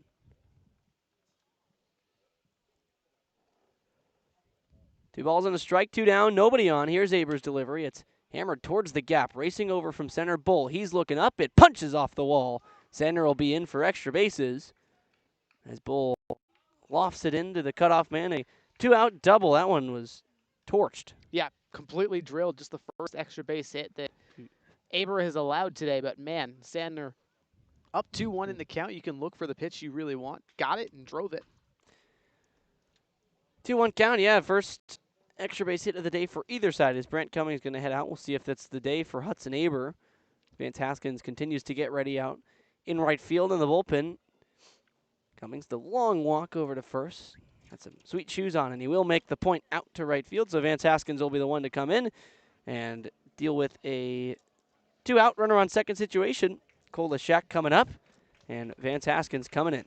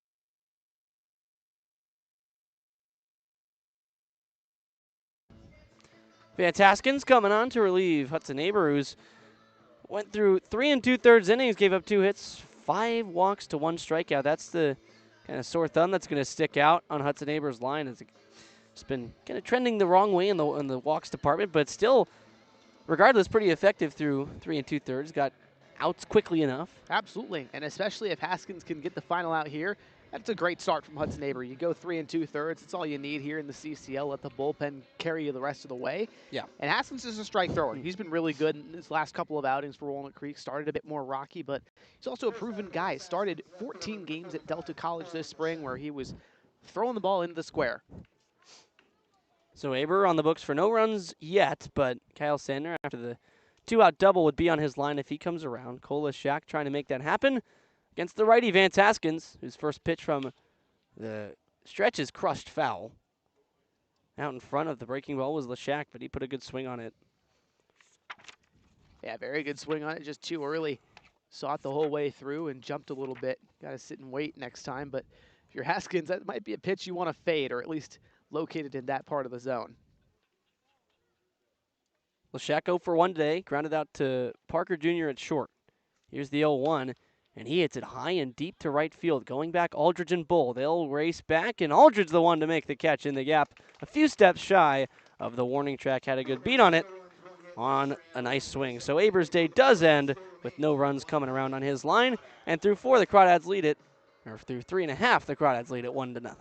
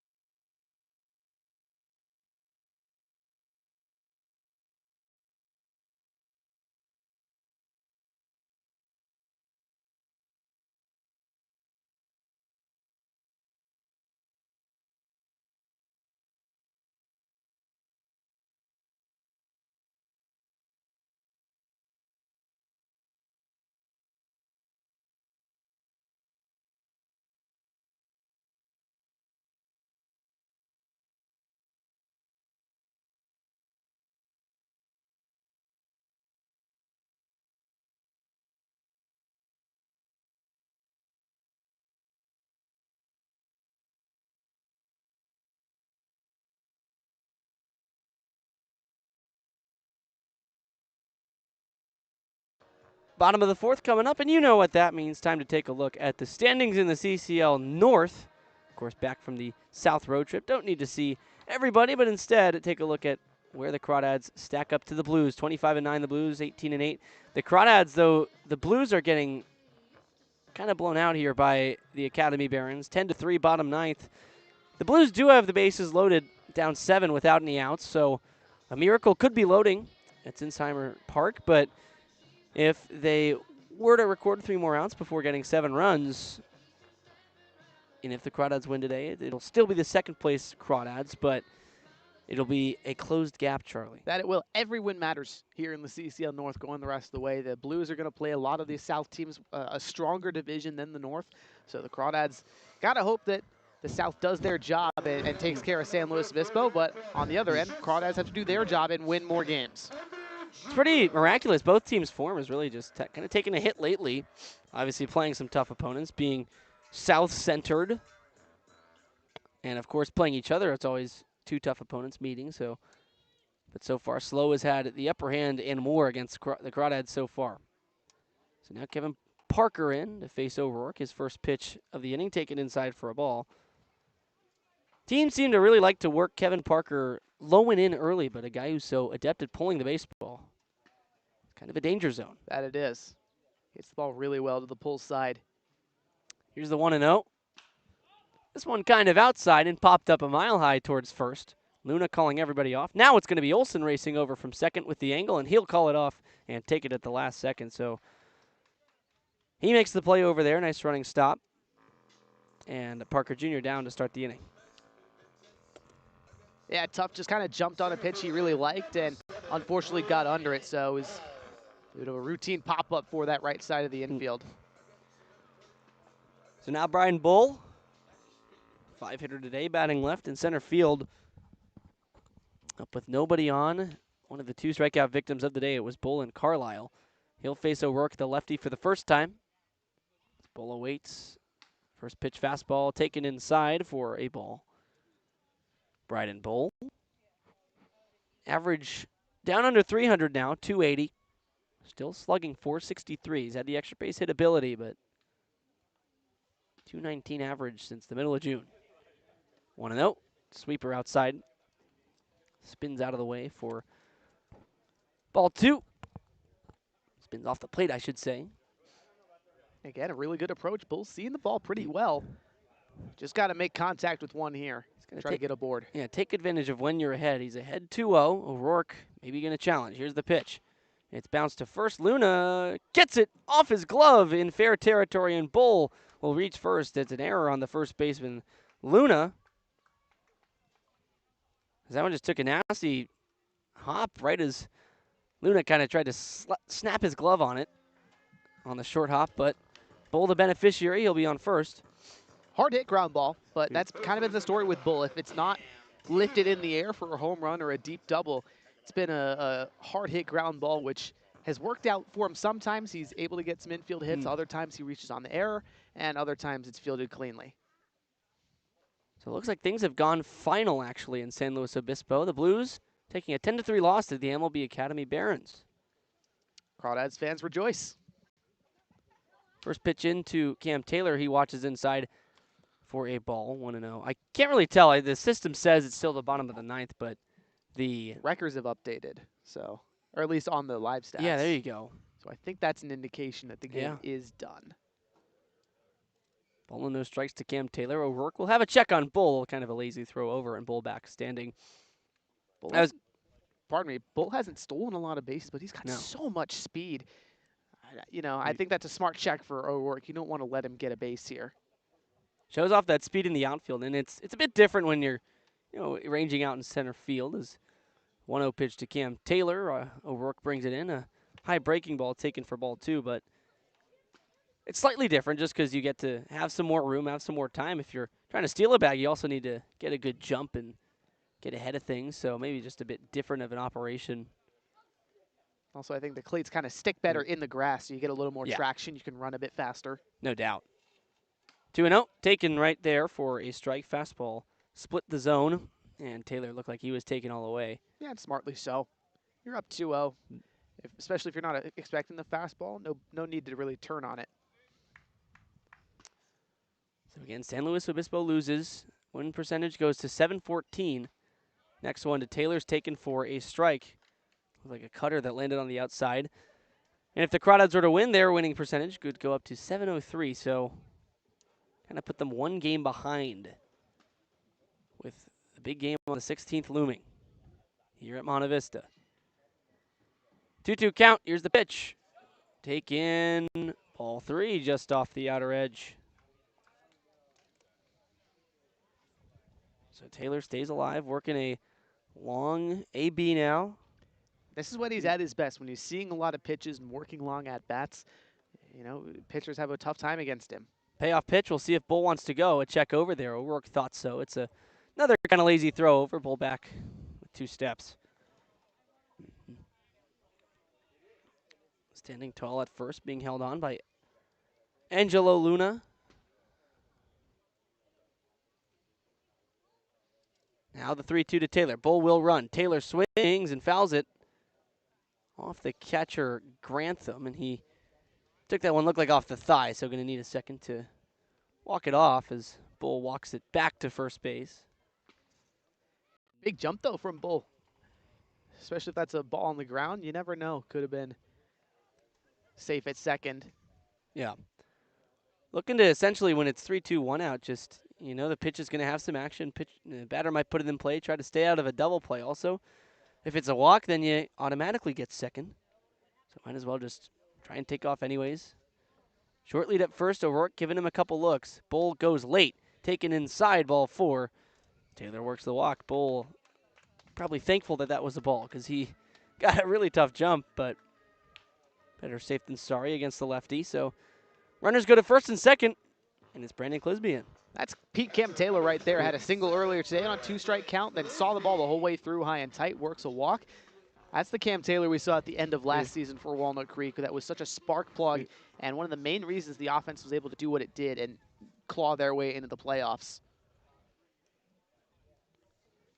So meeting on the mound, Albert Luna out. There was a right-hander up and warming for the Merchants at the start of the inning, so he's been warm. He's probably ready to go. Peyton Robideau ready to go, perhaps. Luna not making any indication yet, just kind of setting up the mound for O'Rourke, kicking around the dirt, clearing up his landing spot. As the home plate ump going to take the long walk to the mound to break things up, but just looks like a strategy meeting. Yeah, perhaps so. And good time for a strategy meeting. Brandon Clisby swinging a hot bat right now. Good contact tool. Guy who can just lift the ball in the air, and with Bull's speed, you can score from second easily on a single. 1 out, runners on first and second. Potential for a 2-ball to get out of the inning for O'Rourke, but Clisby obviously trying to do anything that isn't that. Yeah, got to stay under the ball if you're Clisby here. And he did something that was not a double play last time, but did ground out into a fielder's choice with Cam Taylor over at first, so got a bit of fortune. And an errant throw got him up to second. He scored a run later. The lone run of this ball game, 1-0. Crawdads lead in the bottom 4th. First pitch to Clisby. Take in for a strike. Fastball in there. Good speed on the bags. Bull at second. Contest things. And Cam Taylor at first. Hit deep into the gap. Could have both coming home, though just 1 out. Might not get as good of a break. Clisby behind 0-1. Here's O'Rourke, the pitch. Bounces in the dirt. Bull takes off to third. Scrambling for it, Grantham. Throw down, not in time. Taylor stays put at first. But a really nice read by Bryden Bull. Saw that one down in the dirt and immediately took off. Yeah, that's awesome. That's exactly what Bryden Bull's been looking for. Didn't get all that far away from Grantham either. Kind of stayed in front of it, but you play the percentages there. You say, well, 90 feet. Not too far if you get a good jump. They're going to give Bull a wild pitch Yeah. advance instead of a stolen base. Yeah, it was a wild pitch. Now 1-1. Taylor stays at first. Clisby to short. Could be 2. Lax has got it. Bobbles the transfer. Taylor wasn't running, but they throw to first. And he's in. That was there were a couple things weird about that play. The umpire was in his position, but that ball was going to hit right to him, and he jumped out of the way at the last second, kind of shielding Laxa, so benefits the Crawdads. Then Laxa couldn't handle it, but Cam Taylor was walking out of the way of the baseline at second like last time, but instead they just threw the ball to first, just didn't regard that Taylor wasn't moving, and still it was late, so everybody's safe. Wow. 5th error of the day for the Wow. Merchants. That was bizarre. Now Shane Aldridge takes a strike. So it does drive in the second run of the game and all the mess of it. Bryden Bull comes home to score from third. That was really odd. Bunch of weird things happening. But for the Crawdads, now just one out. They have 2 on and a run in.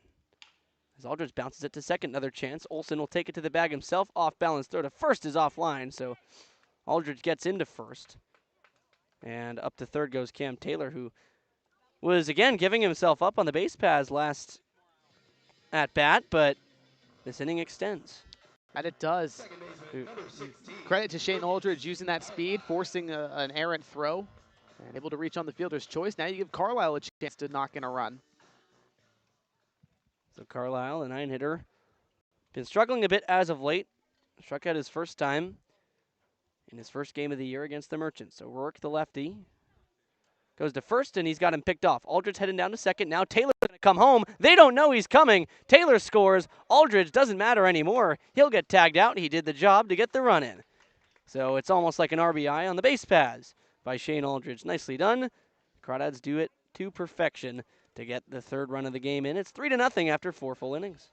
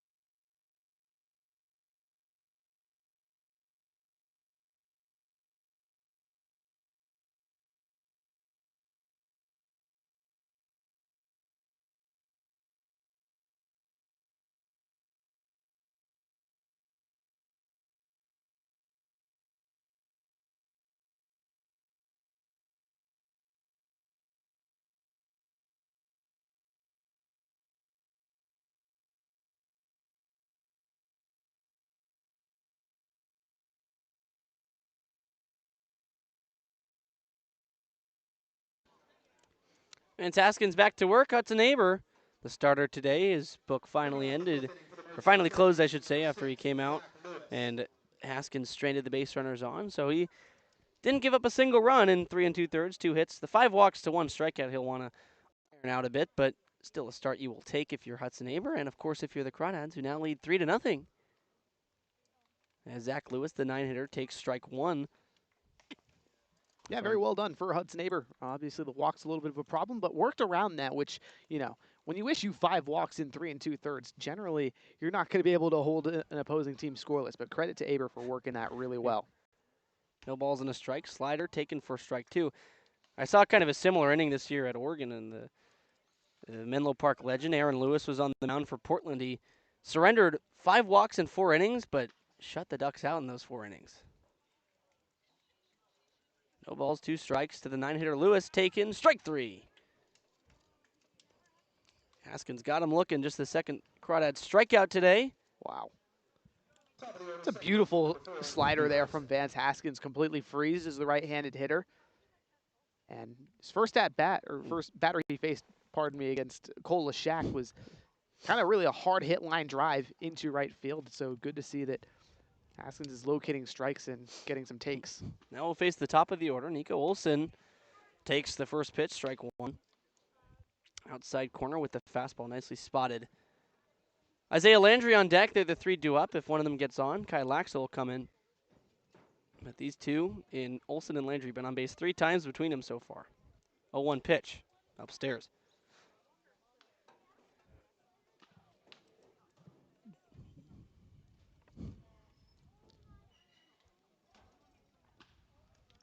One ball, one strike. Nico Olsen, the righty, waggling the bat high against the righty Haskins. He'll take a slider in there for strike 2. Nice pitch, 1-1. Yeah, it's working really well, that slider. Well located in the front door to the right-hander Olsen. Now you can kind of go wherever you want. The whole arsenal's open again. Ball and 2 strikes. Haskins also a guy who goes only from the stretch. Here's the pitch. Fastball take in just outside. And on that pitch before, you can kind of tell how electric the slider is by the way that Olsen sort of leaned back out of the way, thought it was coming at him, then broke right into the zone. But now taking that fastball close, it's 2-2. Here's the pitch. Fastball again low. Taken 3-2.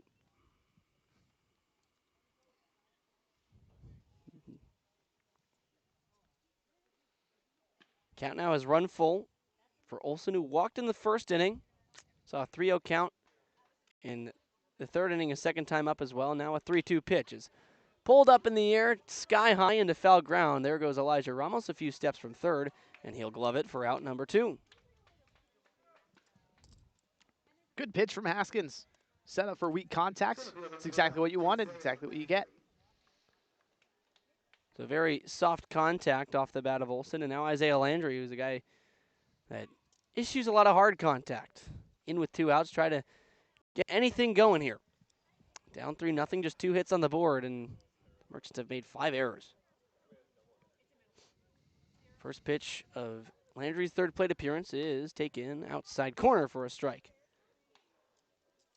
Nice fastball. It was a pitch that was called a ball just in that bat before by Olsen, but Haskins back to the well, gets it successfully called. So he's ahead 0-1. The next pitch, slider breaking down in the zone, breaking down and out of the zone up on the dirt there.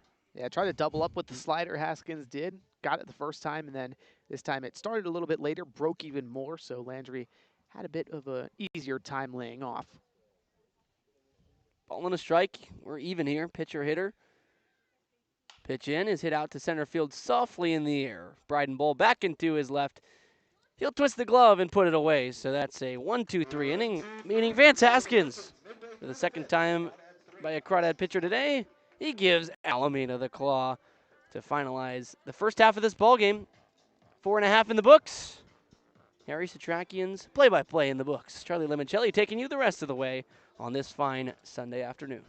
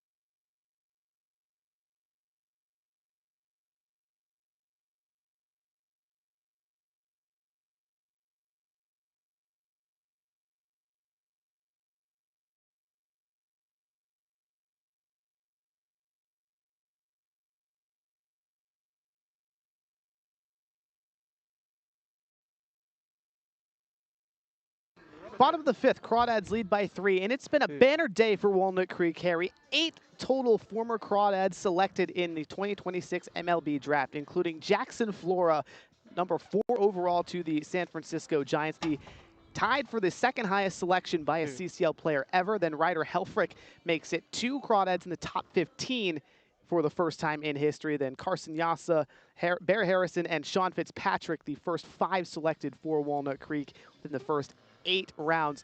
Truly impressive. A banner year, like I said, Harry, and it just speaks to how good of a recruiter Brent Cummings is. I mean, it's absolutely unbelievable. Not only a guy who's such a great recruiter, but a guy who is great at advancing these guys' careers, right? Giving them the chance to play and having them play the right way and getting them a well-deserved draft selection. I'm really excited to watch Jackson Floor in a Giants uniform, I got to tell you. He's going to be fun. Here's Peyton Robideau, new right-hander for Alameda. First pitch to Carlisle, wave and a miss. Fastball on the outer third.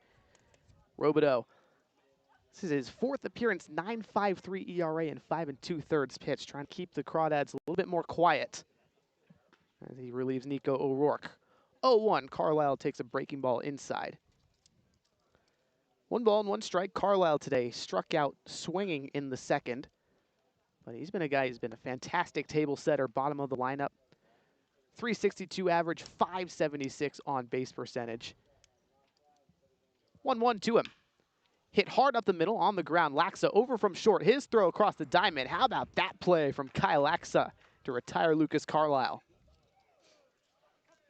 Really tough to make those throws on the run, and that one did sail on him a little bit. Your main goal is just to get the shoulders kind of square in the exact moment you're throwing. It doesn't have to be the whole time. You just got to kind of contort your body when running crossbody or when throwing crossbody like that, like a quarterback on the run, and he did it nicely. It's hard to, again, keep that ball from sailing, and sailed a little bit, but not too much. 1 out, no one on. Bottom of the fifth. Turns anew. Daniel Polasic, the left fielder for Walnut Creek, is 0 for 2. Robideau kicks and delivers. Off speed and outside. Robideau, former Washington Husky, but in the transfer portal currently. Did not play at all this spring for UW. Looking for a new home. 1-0 to Polasic. Fastball high. 2 balls and no strikes. And how about Daniel Polasic? We talk about table setters at the bottom of the order like Carlisle, but there's none better than Daniel Polasic at the top of the Crawdad order. Yesterday had a multi-hit game. He's had 4 multi-hit games in his last 12. Takes another ball inside. And currently Polasic, a 6-game hitting streak as well, Harry. Does not have one today. Could extend it to 7 here.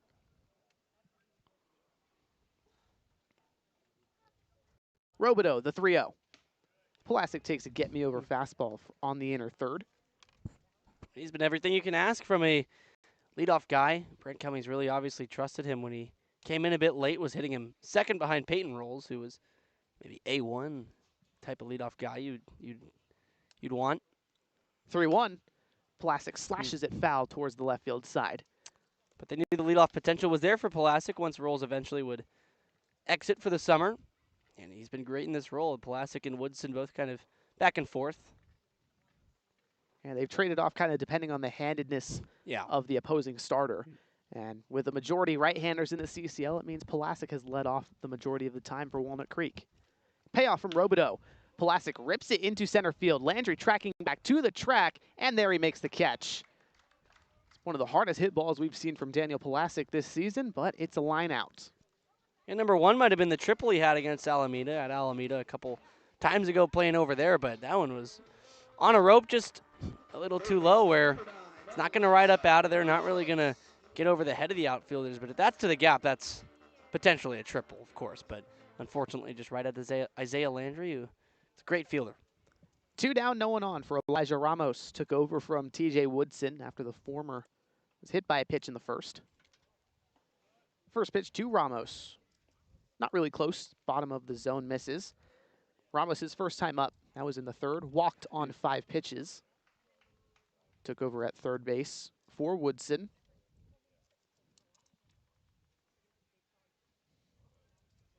Robideau kicks and fires 1-0. Fastball up top. 2 balls and no strikes. And Elijah Ramos, recent Cal State Bakersfield commit.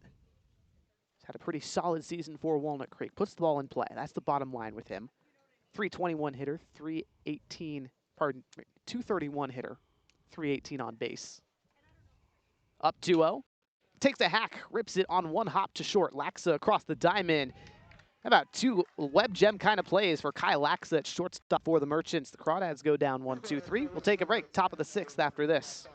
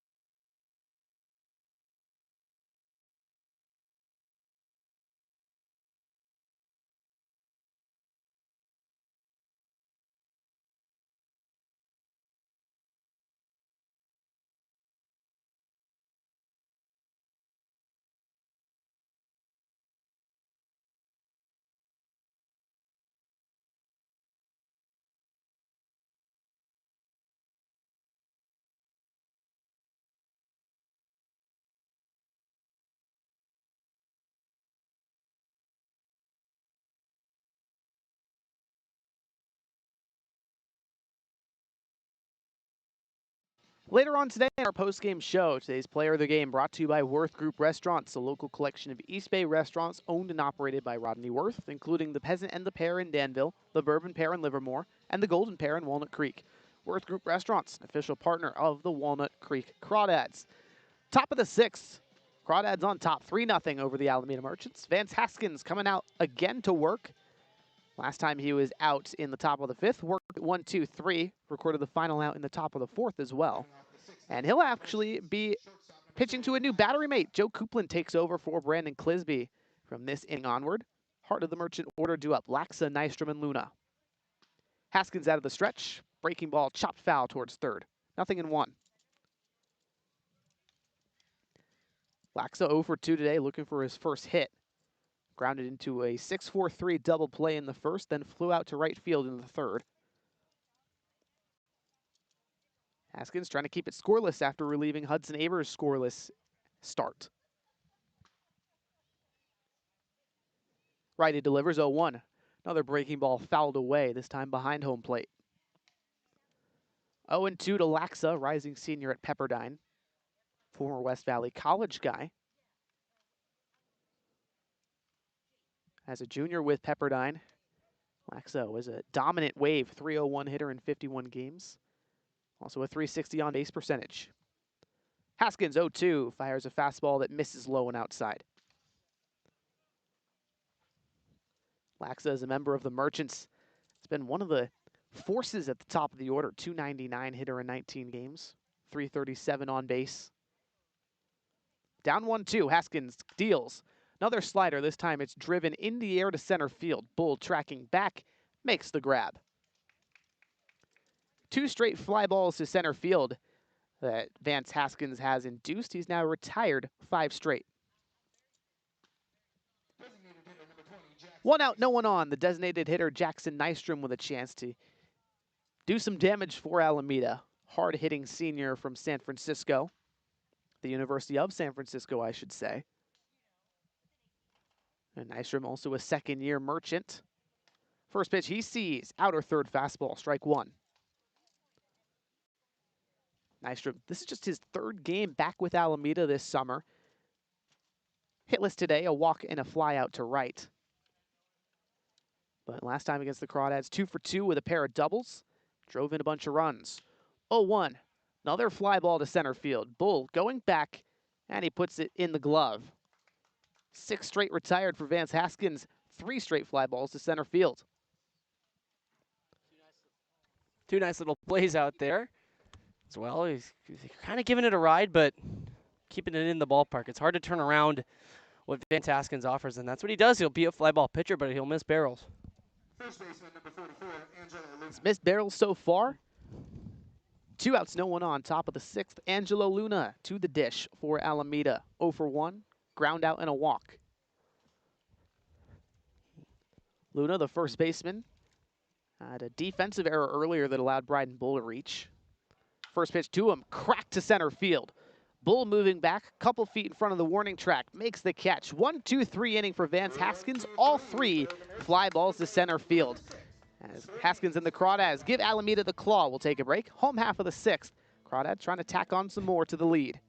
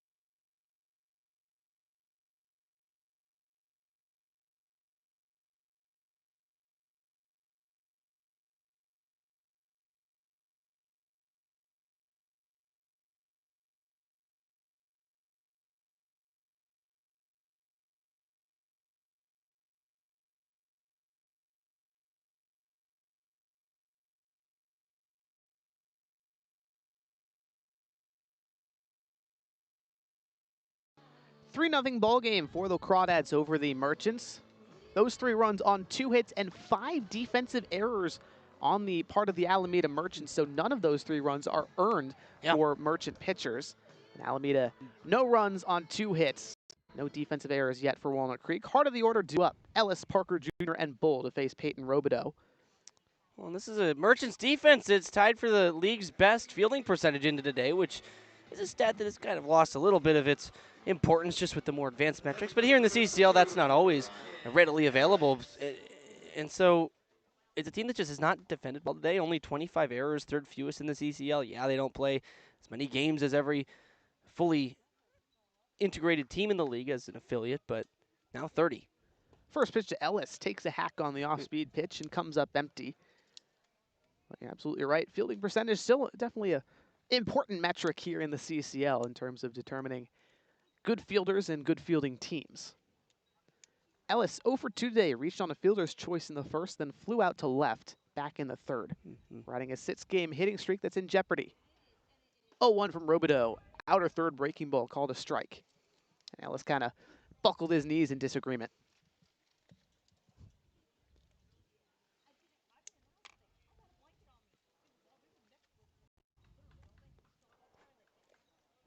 Ellis, the rising graduate at Sac State, down 0-2.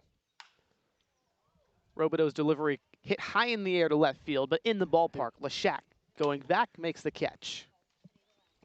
Really just missing is Ryan Ellis. Back-to-back at-bats with kind of a high pop fly out to left field, and that one kind of looked right down after, yelled something at himself, tossed, or flipped the bat in frustration. He knows he's right on it, just barely missing, and it's a guy that when he's on it, it's obviously going to go a long way and come off the bat hot. So just looking, the swings are there, just getting a little bit under it. Parker Jr., another guy who was a bit under it last time, popped up to second base, also grounded out into a double play. First delivery from Robideau, 2-seamer misses inside. Parker Jr., an on-base machine for Walnut Creek, 14 walks to 20 strikeouts. On-base percentage 375. It also has plus power. 1-0. Fastball hit high in the air, foul towards the third base dugout, well out of play. I mean, way early on that one. Totally on the pitch that was delivered, but too much on it. Sometimes you can be too much on a pitch like that. So it'd be fair to say that Parker Jr. was too early there. 2 on top of the ball. Bryden Bull on deck. 1 out, no one on. 1-1 breaking ball sits in the zone. Strike 2 to Parker Jr. Crawdad shortstop. Fields it so cleanly on that left side of the infield, Harry. Also has a cannon right arm. Yeah. So kind of hard to beat him out on an infield single. 1-2. Breaking ball fouled off. Plays with so much electricity. He's just everything he does feels like has a little extra speed. The exit velocities, the throws from short or third, and then how he runs the bases too. 13 steals for Kevin Parker Jr. leads the team. At one point led the CCL, but Parker Jr. now down towards 5th in the league in the stat. 1-2 again from Robideau. Fastball lifted in the air to center field. Landry takes a couple steps forward, now a couple more, and makes the grab. So Robideau, 5 guys faced, 5 retired. 2 flyouts here in the 6th. Brings up Bryden Bull with 2 outs. You could say he's had a perfect outing so far. Both these pitchers kind of doing the same thing, just missing barrels, weak flyouts to center field, left field. Looking to do the same with Bull, who's a guy who doesn't really put the ball in the air that often, so might try and straighten one out. Bull 0 for 2, a strikeout, and reached on an E3. Robideau's delivery, wave and a miss. Changeup just fell out of the strike zone. Yeah, really well thrown. Just you think it's a fastball, and it suddenly disappears. Bottom falls out from under it. And Bryden Bull, you mentioned, Harry, doesn't hit the ball in the air a ton, but when he does, it's dangerous. Tied for 1st in the league in homers. 0-2, he's out in front of another changeup. Yeah, it tends to go pretty far. 4 homers on the season for Bull. Leads the Crawdads and the North. And also the league, as I just said. 0-2. Wave and a miss. That time the fastball from Robideau. Another 1-2-3 inning for the Merchants right-hander. Crawdads go down scoreless. We'll take a break. 7th inning after this.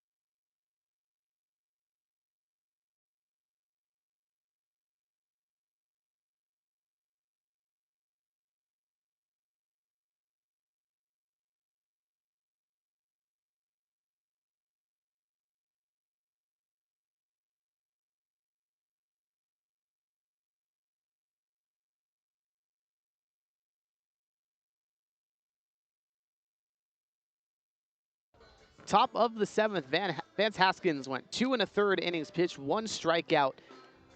And how about 7 straight retired for the Crawdad right-hander in relief of Hudson Aber. And now manager Brent Cummings going back to the bullpen. Another right-hander, Wade Mounts from San Jose State. Mounts, this will be his 4th appearance on the summer, just 3 innings pitched. And he's been struggling coming off of an injury. The rising redshirt sophomore is Harry, but 15 ERA in 3 innings, 6 hits, 1 walk, no strikeouts. Just looking to settle in, find his groove, and he'll face Grantham, Sandner, and Lashak. 6, 7, and 8 in the Merchant order. Yeah, tough summer so far. Just trying to find one outing to give some confidence. Joe Coupland also into the game at the backstop position. Brandon Clisby is out. Oh, for 2 today. I was down in the dugout. I told him, you were hitting 300 coming into today. He says, even with the 2 hits, the 2 outs today, I said, unfortunately not, but he was psyched to hear that. But now out of the game. Here's Grantham from the right side. Grounded out twice, once into a double play. Mounts the big right-hander, kicks and fires. Slow delivery, a fastball upstairs. Crawdads loving the split time catcher look. They also have been splitting time in the bullpen, too. Bullpen catchers go half and half. Today it was Longacre and Winchell. 1-0, fastball grounded foul towards third. So it becomes 1 ball and 1 strike. And when you have a plethora of plus catchers, both offensively and defensively, you might as well use them all as much as you can. Totally. It's so fun to see these guys just play every day, have a chance to get ABs every day. Because sometimes it would be like one guy was getting 3 days off at a time. 1-1. Grantham out in front of the slider. Wow. It's the best looking breaking ball we've seen from Mounts this season. I mean, that was wicked. It started coming at the plate, then came to a screeching halt as it started to break. I mean, it just looked like it slowed down so much. Really tricky to time up. Big arsenal for Mounts, his 1-2. Another breaking ball that Grantham is out in front of. The appeal to third. He did, in fact, go around. First strikeout of the season for Wade Mounts. The batter almost pointed his bat at the left field foul pole with that one. Absolutely a swing, but my goodness, those were 2 of the best sliders it feels like we've seen. Not just from Wade Mounts, maybe all summer. Those were gross. Yeah, technically they are classified as sweepers for Mounts. Yeah, right. Right. He's got 4-seamer, a sinker, cutter, sweeper, and changeup. So big 5-pitch mix. Primarily, though, right there was fastball sweeper. In any case, here's Sandner. Hit a double his last time up. Bit of a cut fastball there that misses away. 1-0 to Sandner, the right fielder. Also struck out in the second. Mounts just 4 appearances in the spring of 2025 with San Jose State, as his 1-0 fastball misses again. and did not appear at all this spring, dealing with an injury. So using this summer to rehab. Officially redshirted this spring to maintain a year of eligibility.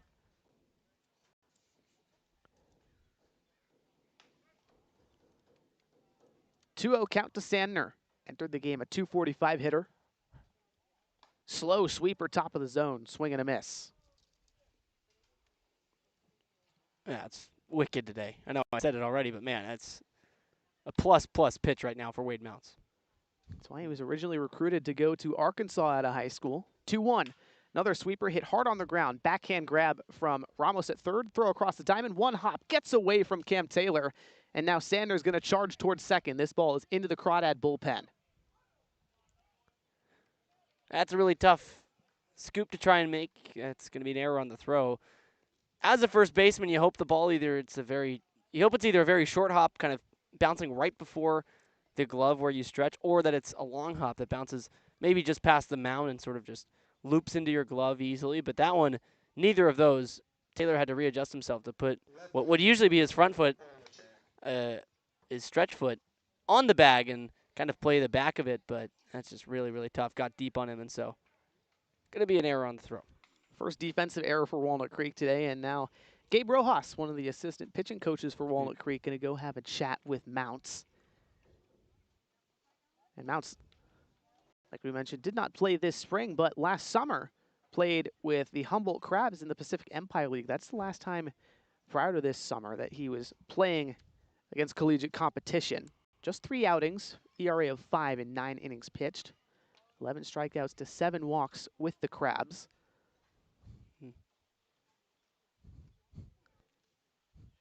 Extended mound visit here with the entire infield. Alex Gomez, the right-hander, throwing some pitches down in that right field bullpen of Walnut Creek. And with Sandner at second, you'll have to wonder if Mounts is going to have a bit of a shorter leash.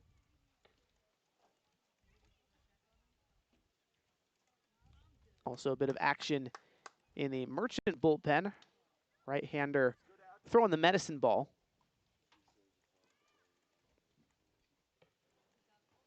In steps the righty Leshak. 0 for 2, a ground out and a fly out. Mounts out of the stretch. Sweeper, wave and a miss.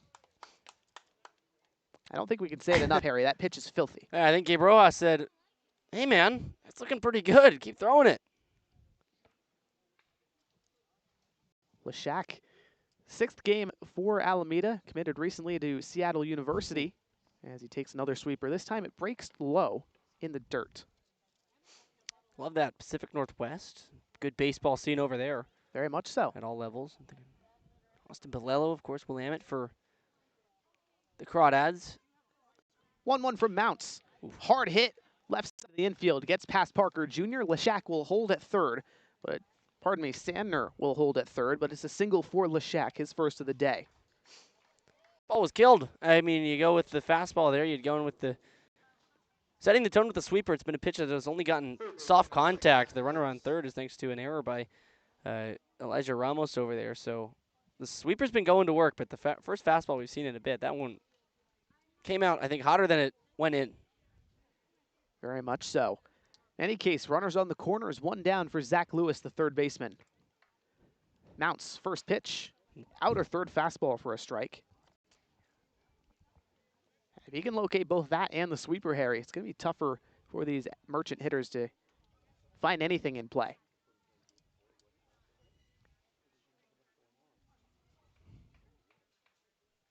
Mounts delivers the 0-1 pitch. Off the hands and foul towards the third base dugout. That looked like it might have hit Lewis had he not swung. I mean, he was way on it, too, up and in. That's why you want to get it extra up and a little extra in as well for Mounts. It's a good strikeout pitch, good swing and miss pitch, but looked like Lewis was thinking. So good job by Mounts to get it up out of the zone so he couldn't turn on it and barrel it. 0-2 to Lewis. Leshak goes. Hard hit sweeper, foul towards third.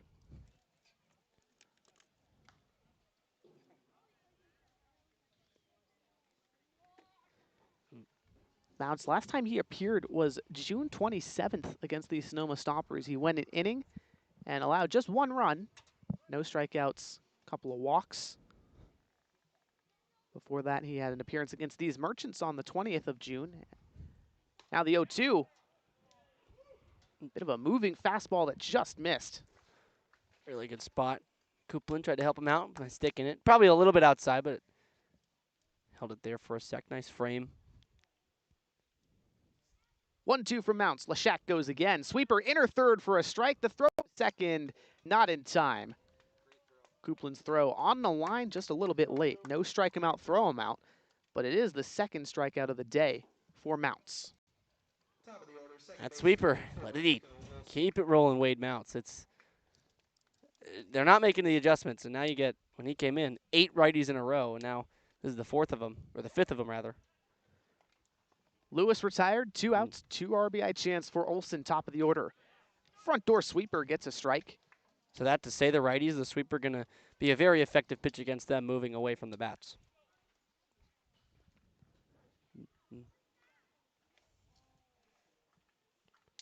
0-1 from Mounts. Another sweeper off of the end of Olson's bat, nothing in 2. It's not the part of the bat you're supposed to hit the ball with. That's, again, just continuing to demonstrate how effective that pitch is and how much it's moving. This has been a clinic. First time this summer that Mounts has really had a feel for the breaking Yep. pitch. And my goodness, you can see why Arkansas was initially interested at a high school for him. 0-2 sweeper, ripped on a line, shallow left field, base hit. Plastic has it, his throw into the cutoff man Ramos in time. They hold Leshak at first, at third, pardon me, but it is an RBI single for Olson. Merchants on the board for the first time today. Well, this is where the Crawdads struggled on the weekend and have struggled just lately, is maintaining this lead and building on it. The offense really hasn't done much to add to it. Hasn't even done much to get it. All 3 runs have been unearned. It's kind of thanks to Alameda errors. This is going to be the end of the day for Mounts now, but you can't let it slip now. Remember, got to play a full 9 innings, and right now it's sort of getting away with it. Cummings goes to the bullpen. Alex Gomez will come out. We'll take a break while he warms up.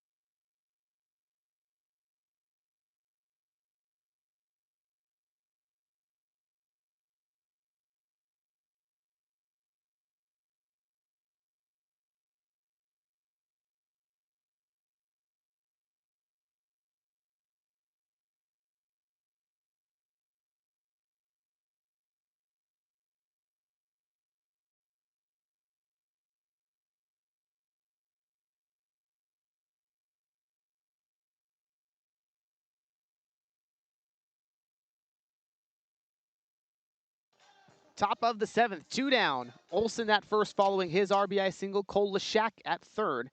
And Isaiah Landry at the plate. Alex Gomez comes in for Walnut Creek. He's been a stopper this year, Harry. 6 appearances, 1.88 ERA in 14 1/3 innings pitched.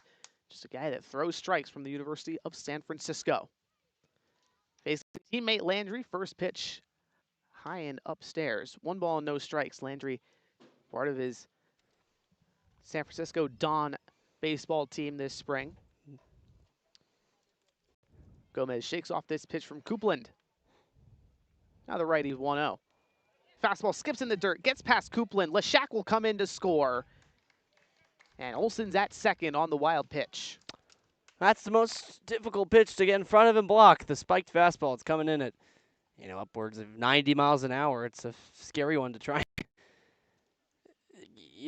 Force yourself to get in the way of if you're a catcher. So tough pitch. And that one not even, I mean, close. I mean, 5-10 feet in front of home plate. So going to be a run, and that cuts it to 1. 3-2, the Crawdads still lead, top of the 7th. Landry's 1 for 2 with a single and a walk. Takes a fastball high. 3 balls and no strikes. It's a bit different if you're Alex Gomez, a guy who's been starting games a couple of his last times. Now coming in, inheriting a bases or a runners on base situation. Totally different. Got to go right to the stretch. Having trouble locating now. 3-0. Get me over fastball at the knees. Strike 1. Also the right-hander Jacob Coburn throwing some pitches at Walnut Creek now in the bullpen.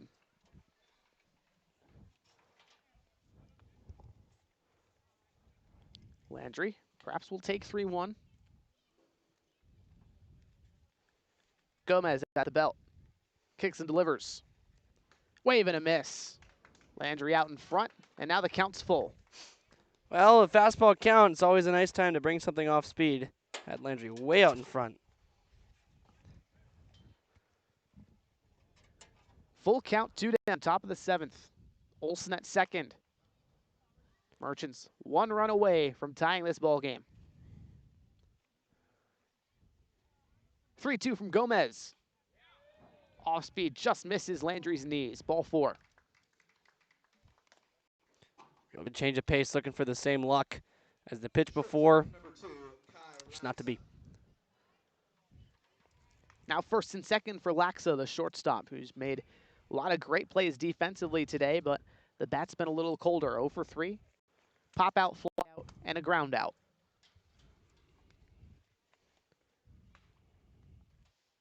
Olsen's first offering, fastball grounded right back to him. Gomez has it in the glove, flips to Cam Taylor. That ends the inning. Alameda does get 2 in the 7th. Home half coming up. Crawdads trying to extend their lead.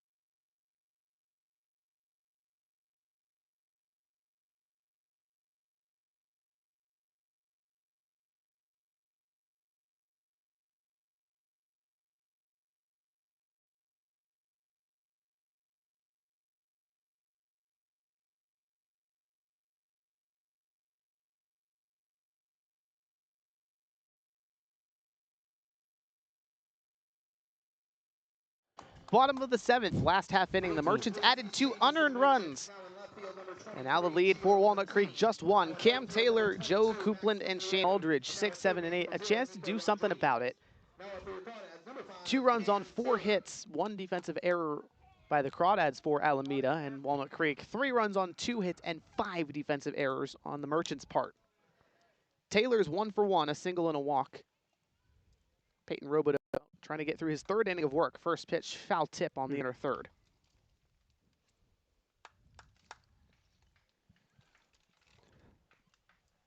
Taylor entered this game a 192 hitter in 9 games for Walnut Creek, 300 on base percentage. He's yet to record an extra base knock in 2026 with the Dads. 0-1 off speed in the dirt. Kind of waiting for a big breakout game from him this year. I mean, he's been swinging it better for sure. It's been slow increments of improvement for Taylor, and well, on base twice today and has scored a run. He's one of the most Still consistent home. hitters for Walnut Creek last year. Finding a groove. Fastball high, 2-1. Taylor earlier today picked up his 6th hit on the season and was now 27 at-bats. Also, he's Close, or, I mean, even, of course, obviously way out the zone. They might.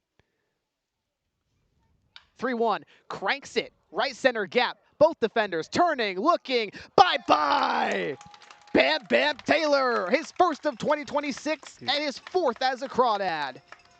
4-2, Walnut Creek on top. And Taylor has left the yard. His first home run. Well, we kind of spoke it into existence, talking all about how he ended an extra base hit this season, has been slowly improving his approach, and well, that's the best swing we've seen from him all summer long. It was a 3-1 swing to a T. That ball was cranked. Catcher number 6, Joe Copeland. So after Cam Taylor extends the lead for Walnut Creek, Joe Copeland a chance to do the same. Hard-hitting catcher from San Ramon Valley High School, CSU Long Beach commit. Takes a hack first pitch from Robideau. Technically a check swing, but home plate umpire says he did go around. Long Beach always a fun program, always going to be pretty solid, and it seems they just have a kind of identity. I don't know exactly what, but there's just a certain aura that surrounds that team. It's fun when your nickname is the Dirtbags. Yeah. 0-1 fastball misses. Maybe that's a bit what reminiscent of the maybe gritty is the word I'm looking for. Yeah, I think that's the right descriptor. But anyways, Copeland, another second-year Crawdad in just his 3rd game with the team in 2026. 2 hits and 4 at-bats, one of them a double. 1-1 breaking ball misses low and outside. Well, and Copeland, the guy who takes a very gritty at-bat, is kind of a veteran approach. Knows his zone very well, and if it's anywhere in there, I mean, he's going to hit the ball hard somewhere. That he will. Veteran after a pair of seasons at Chabot College locally. 1 skied in the air, foul, left field side, out of play. Copeland started this season with the Wenatchee Apple Sox in the West Coast League. 19 games with them this summer, 4 homers, 3 doubles, 339 average, 465 on base, and a 600 slugging percentage. Also had 3 homers as a member of the Crawdads last season. Robideau trying to put him away. 2-2. Hit dribbled over to the third base side. Lewis collects, fires with plenty of time to get the out. 1 down, bottom of the 7th. Brings up Shane Aldridge for the Crawdads. Carlisle on deck.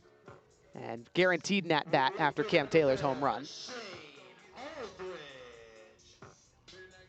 Aldridge singled and drove in a run earlier today in the 2nd, then reached on a fielder's choice in the 4th. Swinging a hot bat, made it just at the end of June. Went to the batting cages with manager Brent Cummings, and since then it's paid off. 5 hits since then. Robideau's first pitch to the lefty. Outer third breaking ball, strike 1.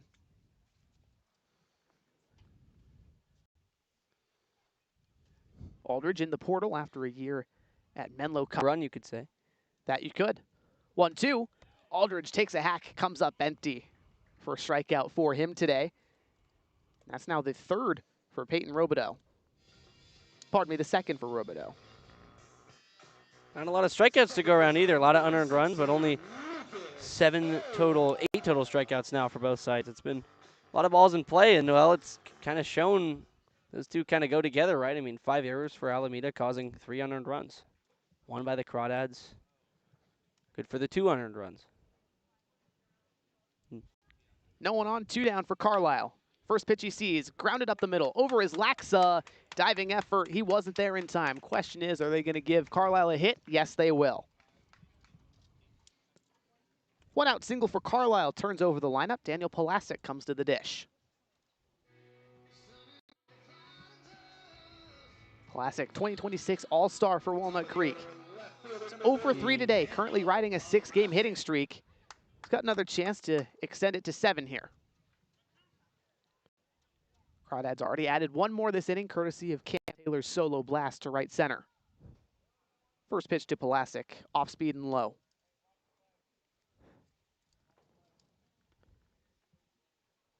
Pulaski had a stronger road trip as any Crawdad.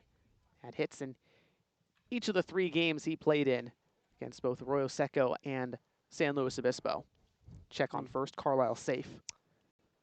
Whole road trip, you could book it that Daniel Pulaski was going to be on first base.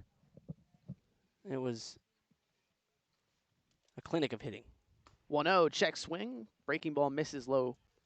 2 balls and no strikes, and he's just a base hit machine. Finds ways to put the ball in play, serves it into the shallow outfield at a clip higher than any other Crawdad. Not a whole lot of extra base hits this summer yet, but I mean, hasn't really mattered if you're just getting on. Few walks as well for Pulaski, base hits, singles. 2-0 fastball up and in for a strike. It's very valuable from the leadoff spot. I mean, it's kind of all you need to do. Exactly. Just get on. It's what manager Brent Cummings has been looking for all season long. A guy on top of the order just gets aboard. And in addition to the singles, Pulaski 8 walks on the season, so he also finds ways to get aboard with the base on balls. Works good at bats. 2-1, he takes a hack, hits it high in the air to left center. Landry charging under it, calls for it, makes the catch. That'll do it in the bottom of the 7th, but Cam Taylor adds one more for Walnut Creek on the solo blast. We'll take a break. Top of the 8th after this.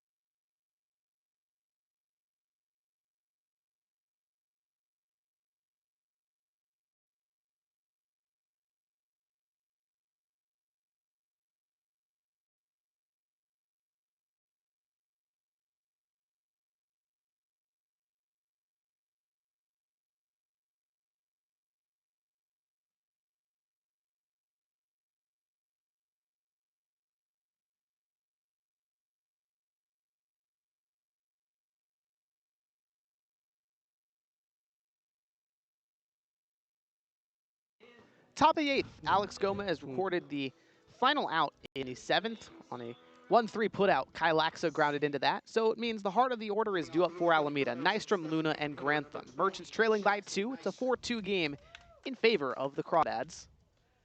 Walnut Creek dropped 3 straight on the Southern California road trip. 2 to Arroyo Seco, 1 to San Luis Obispo. Trying to change their fortunes, get back in the win column. First pitch from Gomez to Nystrom. Fastball high and tight. Look out. Nystrom is 0 for 2. Walked in the first, then 2 flyouts. 1 to right, 1 to center.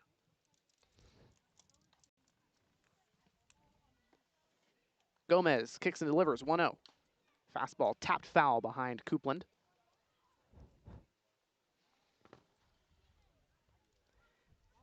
Nystrom, second-year Alameda Merchant. And he was one of the best bats in the order for Alameda last year. 308 hitter, 495 on base percentage, 410 slugging. I mean, he was just a killer. Off to a hot start in 2026. 1-1. Heater inside. 2-1 to Nystrom, who's from Livermore. Just down I-680, and then got to hang a eastbound turn on I-580. here in the Bay Area. 2-1. Wave and a miss. Challenge pitch, high and inside. Couldn't lay off. Always looks so much better than it is. The eye-high fastball. It's always, I've always talked about it. There's something about it that makes it look so good. But it is never an advisable pitch to swing at. Gomez is even the count at 2. Looking for a put away. Nystrom takes another fastball, top of the zone, but it's called a ball. One of my last at-bats of my career in high school ended on a high fastball chase like that against my friend who is an intern for the Seagulls now, and I've never been happy about it. Gomez, the payoff. Nystrom takes a fastball high for a ball. Full count walk. Leadoff base runner is on for Alameda. Now the left-hander, Angelo Luna. Guy with some pop. Chance to bring this game square up. He represents the tying run. Right-hander Jason Olvera is warming up for Alameda. Likely means that Peyton Robideau's day is done. I mean, all things considered, this is still a very close game. Angelo Luna, son of head coach Albert, almost rode one out of here last time, and if he gets a little more on it, it would tie the game right now. Gomez out of the stretch. Outer third fastball called strike 1. Well, you're absolutely right. Luna had a deep fly ball to center field that Bull was able to camp under.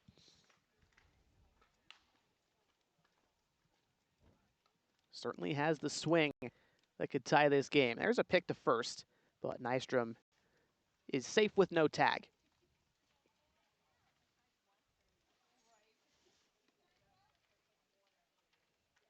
Luna originally went to Cosumnes River College, then St. Edward's University, recently committed to Cal State LA. 0-1, takes a hack, fouls it away, third base side. Ramos coming over, makes the grab, 15 feet in front of the third base dugout.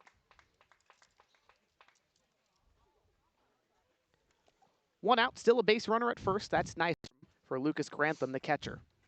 Catcher number 3, Lucas Grantham.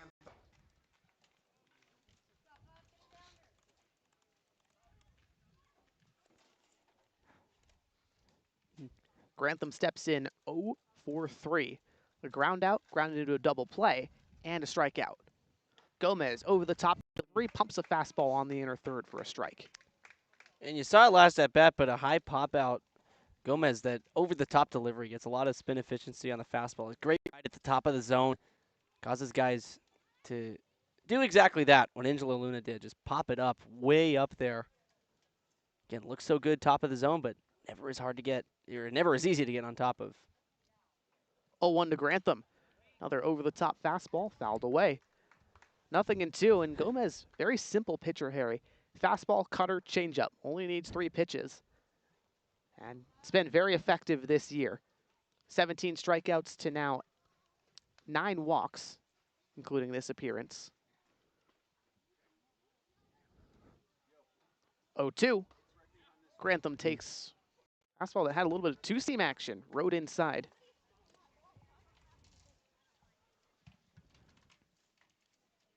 Gomez, before this spring at San Francisco, was the ace at Laney College, where Dustin Cheney, the Crawdads pitching coach, is an assistant. 1-2. Off to the end of the bat, fouled to third.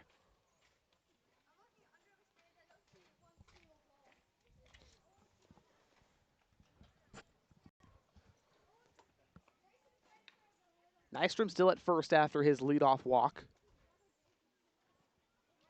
1 out, top of the 8th. Merchants trailing 2. Sandner's on deck. Should Grantham find a way aboard. 1-2. Fastball high.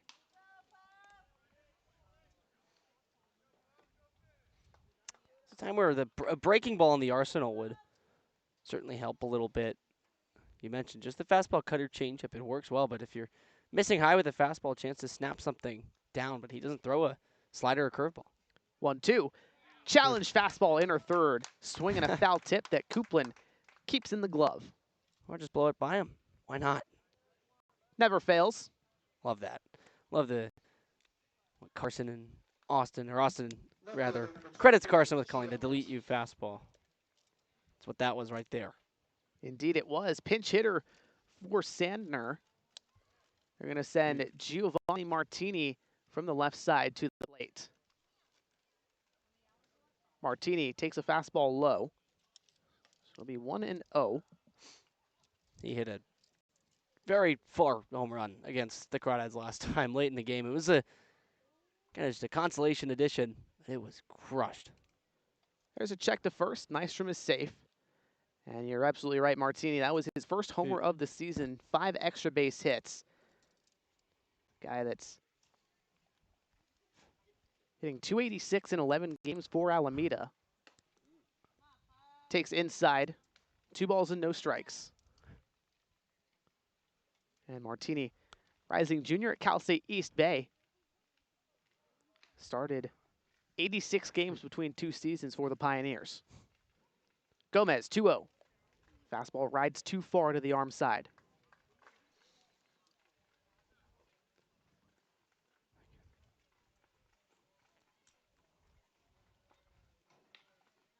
Eight hits, 6 RBIs this season for Martini. 3-0. Top of the zone fastball, strike 1. Nystrom leadoff walk in jeopardy of being stranded over at first base. Looks like Leshak will also be pinched for as Tyson Ellis is on deck. 3-1. Slow ground ball stays. No, it's not fair. Home plate umpire calls it foul. Stayed to the left of the first base line, but I think it hit off of Martini's leg. Yeah, a weird kick. Didn't look natural the way it kind of came out of the box and onto the field, and it was. Due to that, kicked off of Martini's probably front shin, thereabouts.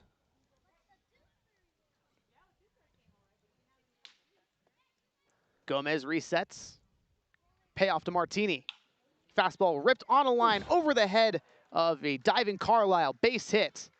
Nystrom over to third. Runners on the corners. Pinch hit single for Gio Martini. He got way closer to that, did Carlisle, than I expected he would have been able to. It looked like had a little bit of topspin, maybe didn't get all of it, but Carlisle timed the jump nearly perfectly to make an outstanding play, but nice job by Martini to get it over the infield like that. Hardline drive. So now the second straight pinch hitter is Max Guglieri, outfielder from West Valley College, rising junior. Takes over for Leshak. First pitch to him. Outer third fastball, strike 1. Guglieri made his debut last game for Alameda back on July 9th against the Stompers. 1 at bat, 1 strikeout. 0-1 to the left-hander. Inner third fastball that misses. Coupland's on top of it. 1-1. Kind of a crazy batting stance there, like left-handed Paul Goldschmidt, the way he's got it sort of angled down on his back, but very open as well. 1-1. Guglieri pops it foul left field side, well out of play. That does cause for a lot of moving parts when you're kind of loading, getting ready to swing, and that's something that some hitters like, some don't like, is a lot of movement can help them kind of stay in motion, but some guys like to keep it a little more simple. Guglieri has been effective. It looks very smooth the way he's kind of figured it out, even though it's a bit unorthodox. 1-2. Wave and a miss. Challenge fastball from Gomez gets out of the inning. 2 runners stranded on base for the Merchants. Crawdads still lead by 2 heading to the bottom of the 8th.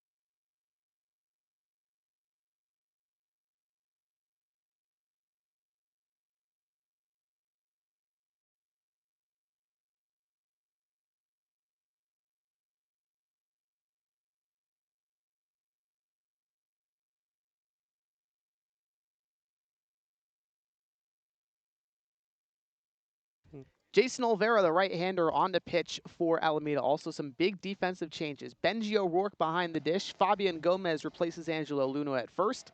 Max Guglieri replaces Kyle Sandner, who was pinch hit for in right field. And then Gio Martini goes to left field to replace Cole Lashak. Ramos, Ellis, and Parker Jr. due up to face the right-hander Olvera, who's undecided after a pair of seasons at Delta College. 7th appearance for Olvera this summer. 12.1 ERA. First pitch to Ramos. Off-speed pitch. Finds the zone. Ramos pinch hit in the third for TJ Woodson. Worked a walk, then grounded out next time.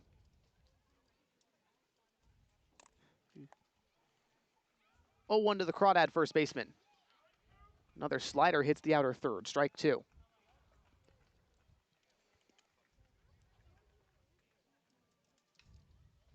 Olvera's last outing was June 28th against the Stompers. He went an inning and a third and credited with a loss. 0-2 to Ramos. Fastball, Diam. Strike 3 swinging. First time that Ramos has been punched out. First K of the day for Olvera. Saw some of those in the top half of the frame from Alex Gomez. The 2-strike fastballs just get it by you. So high-powered stuff on the mound from both ends here. Peyton Robideau ended up going 3 innings, 2 hits, 1 run on the Cam Taylor homer. Olvera's threw a third of an inning. Now he faces Ellis. First pitch to Ellis is outside. Mr. Crawdad hitless today. Reached on a fielder's choice in the first, then 2 flyouts to left field. Fourth-year Crawdad earned his 3rd All-Star bid this summer. Started at the DH spot. 1-0. Breaking ball hits the inner third. Strike 1 on Ellis. Kind of shook his head like, oh, okay, that moved. And maybe thought that one was inside and not a strike, but I think it was more like, yeah, good pitch, like you alluded to. Olvera winds and deals. 2-2 breaking ball cranked right center. Landry gives it a chase, looking, turning, bye-bye! Ryan Ellis, a solo blast. 5-2 Walnut Creek leads. Spun on the curveball, hung it up for him. Nice and juicy. Bang, bop, boom. Ryan Ellis, Mr. Crawdad. Solo shot, 1 RBI now from Ryan Brome's record. Yep, 1 ribby from Brome's record, and Ellis also now tied for both the CCL and the Crawdads lead in home runs, along with Bryden Bull. Bull now will see an at-bat in this inning because there's 1 out, and Kevin Parker Jr. comes up. Felt like Ellis had one in him today. I don't know why. For the game, it was like I also half called it. I mentioned, think we'll get one, but I won't take too much credit. Check swing fastball past Parker Jr., strike 1. But man, Ellis just demolished that baseball. Hanging curveball, taking pull side over the right center fence.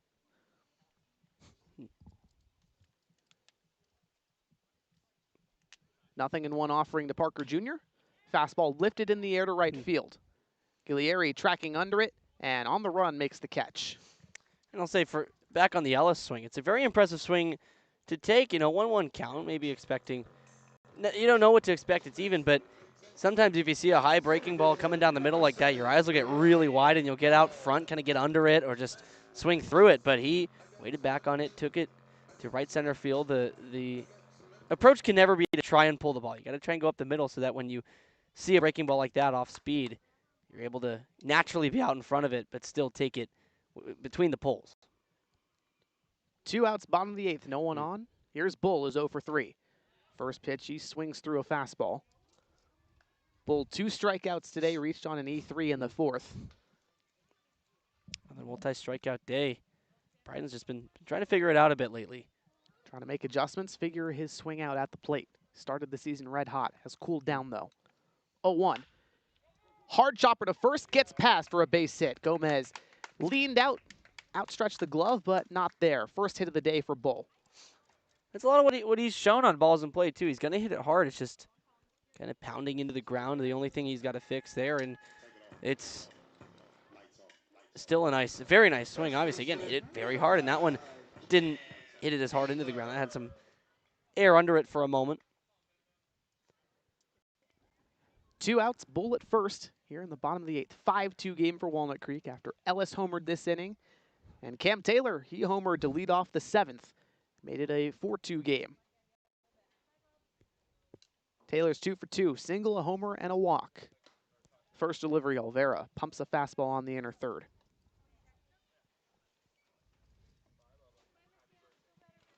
That homer for Taylor, his first extra base hit of the season. Had 3 home runs last year, 2 doubles for the Crawdads as well. He's down 0-1. Fouls off a curveball. Quickly an 0-2 count to the Crawdad first baseman. But man, his swing has looked a whole lot better since when he first got here, Harry. Real good. Yeah, and today's really put it together. I could now say this feels like it's the breakout day in 2026 for Taylor. I think it would be fair to say probably the leading candidate for today's player of the game is Taylor.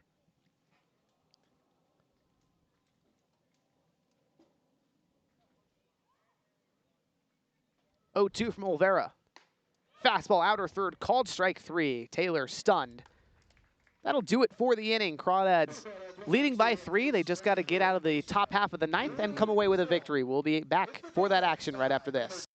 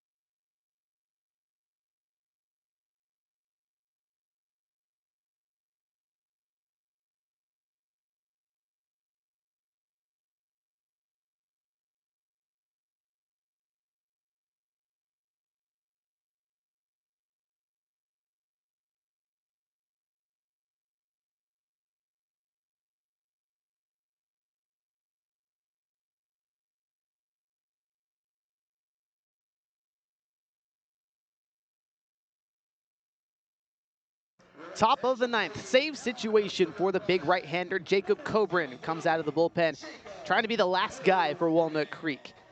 9-1-2 due up Lewis, Olson, and Landry.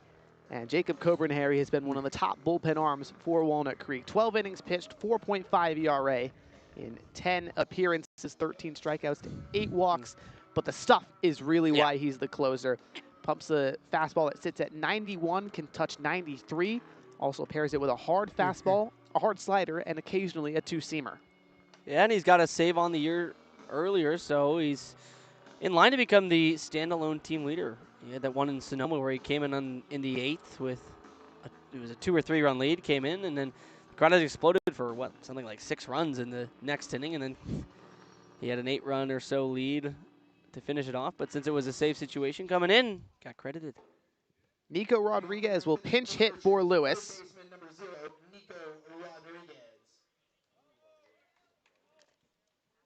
Albert Luna trying to go to a lefty here to mitigate Coburn. First pitch to him, inside fastball.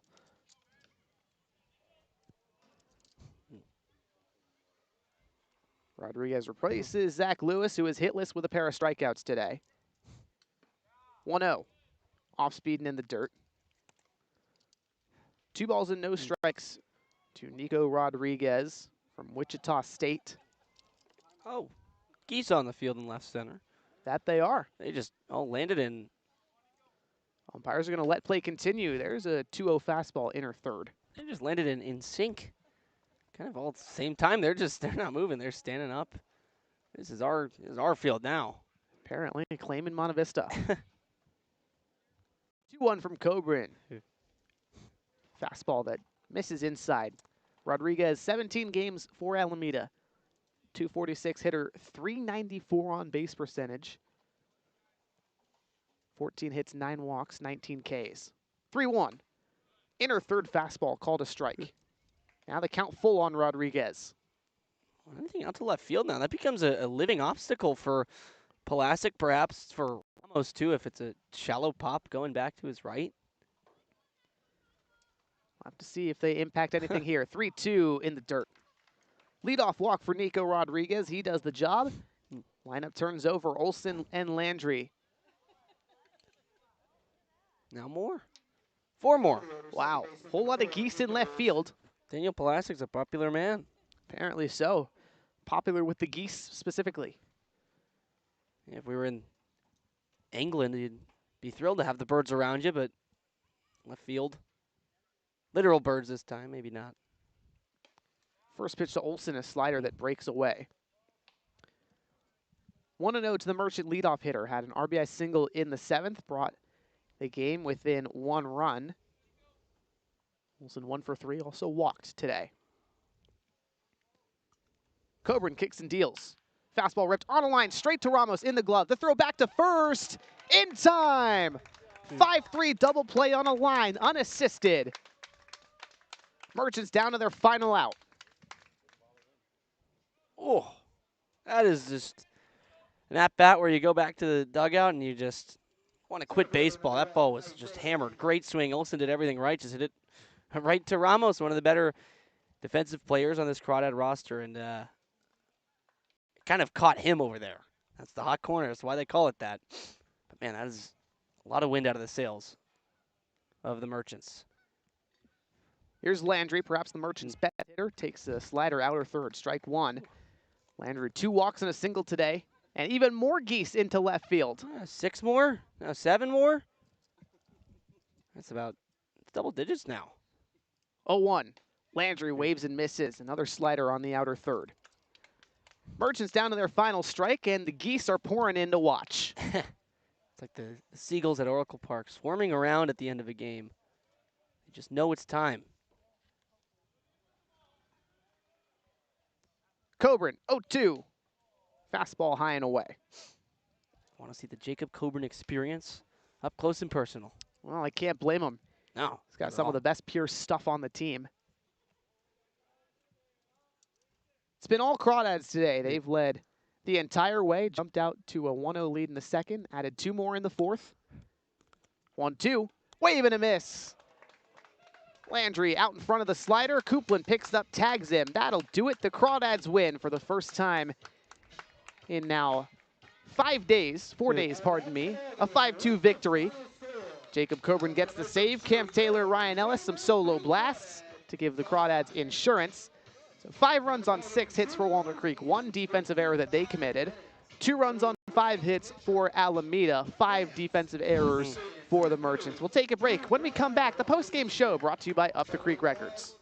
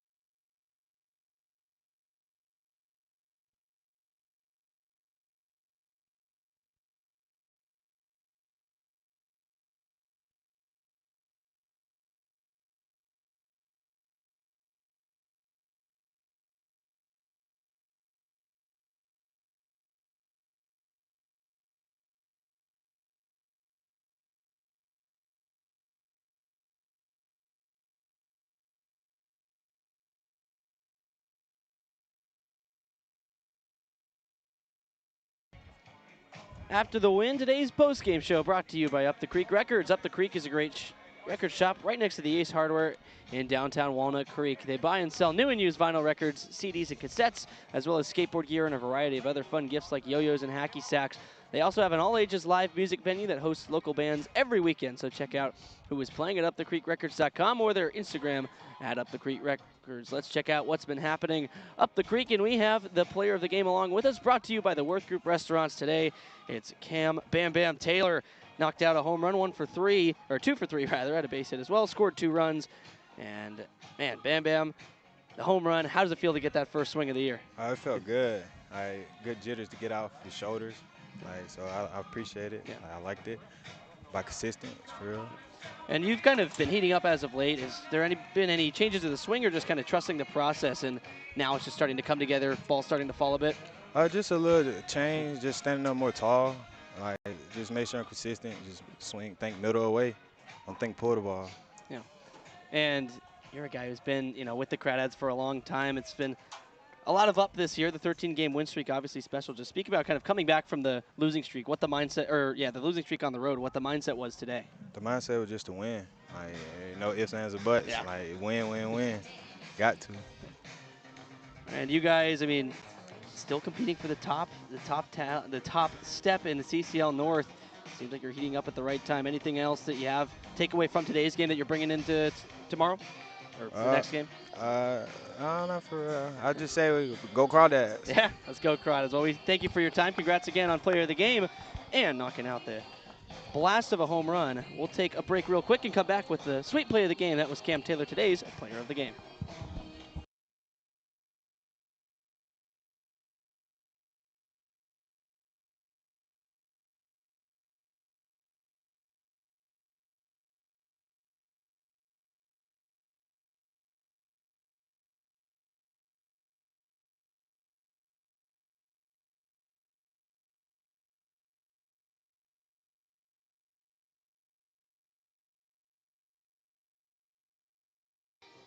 Back on the Up the Creek post-game show with today's sweet play of the game, brought to you by Batter and Icing, an official partner of the Walnut Creek Crawdads. Batter and Icing is a locally owned custom bakery with 2 retail outlets in Danville and Pleasant Hill. Since 2018, they've been creating everything from birthday and wedding cakes to corporate event desserts, all made fresh with quality ingredients and plenty of creativity. Learn more or place an order using the Crawdads fundraiser part of the Order Online tab at www.batterandicing.com. Orders can be picked up at any Crawdads home game. And, well, Charlie, a couple of good candidates for play of the game today, but they kind of kept us waiting. The last inning, top of the 9th, was a hard line drive over to third. Elijah Ramos made the snag. Again, I kind of said it this way, but the ball kind of caught him. Very hard hit off the bat of the righty Nico Olsen in the leadoff spot, but he made the snag, threw it across the diamond to first. Cam Taylor, the player of the game, with a big stretch over there to complete the double play. That's today's Batter and Icing sweet play of the game. Yeah, it was fantastic. Absolutely blasted over to Elijah Ramos on a line, just kind of put the glove up and prayed a little bit, but, he's got really good defensive reflexes, so able to come down with it, and then took his time, collected, threw a really nice throw across the diamond, and like you mentioned, Cam Taylor using that big frame, stretched out with the left hand, able to pick it up and make sure that the play was completed. The base runner there, Rodriguez, had a hefty lead. He thought it was going to be extra bases. Instead, he's caught out double play, and the Crawdads would eventually get it done just 1 out later. Jacob Coburn was on the mound to log the save for the Crawdads' 19th win of the season. They win, Slow loses. It's a great day to be a Crawdad. Crawdads will still be in second place, but the lead up there, this is the winning percentage, much closer on. So Crawdads look to seek that top step in the North, Charlie. It's exciting to say. Absolutely. It'll be fun. 3 games against Sonoma this week, 1 against Menlo Park, and then San Luis Obispo coming to town for the last time in the 2026 regular season. Whole lot of action that's going to be awesome here on the Crawdad Streaming Network. So, folks, you'll want to keep paying attention to us. That's the one they got to win against Slow. So it's all coming soon. That being said, that does it for us today. The Crawdads get their 19th win, 5-2 victory over the Merchants. Aber the win, Coburn the save. It was a great day.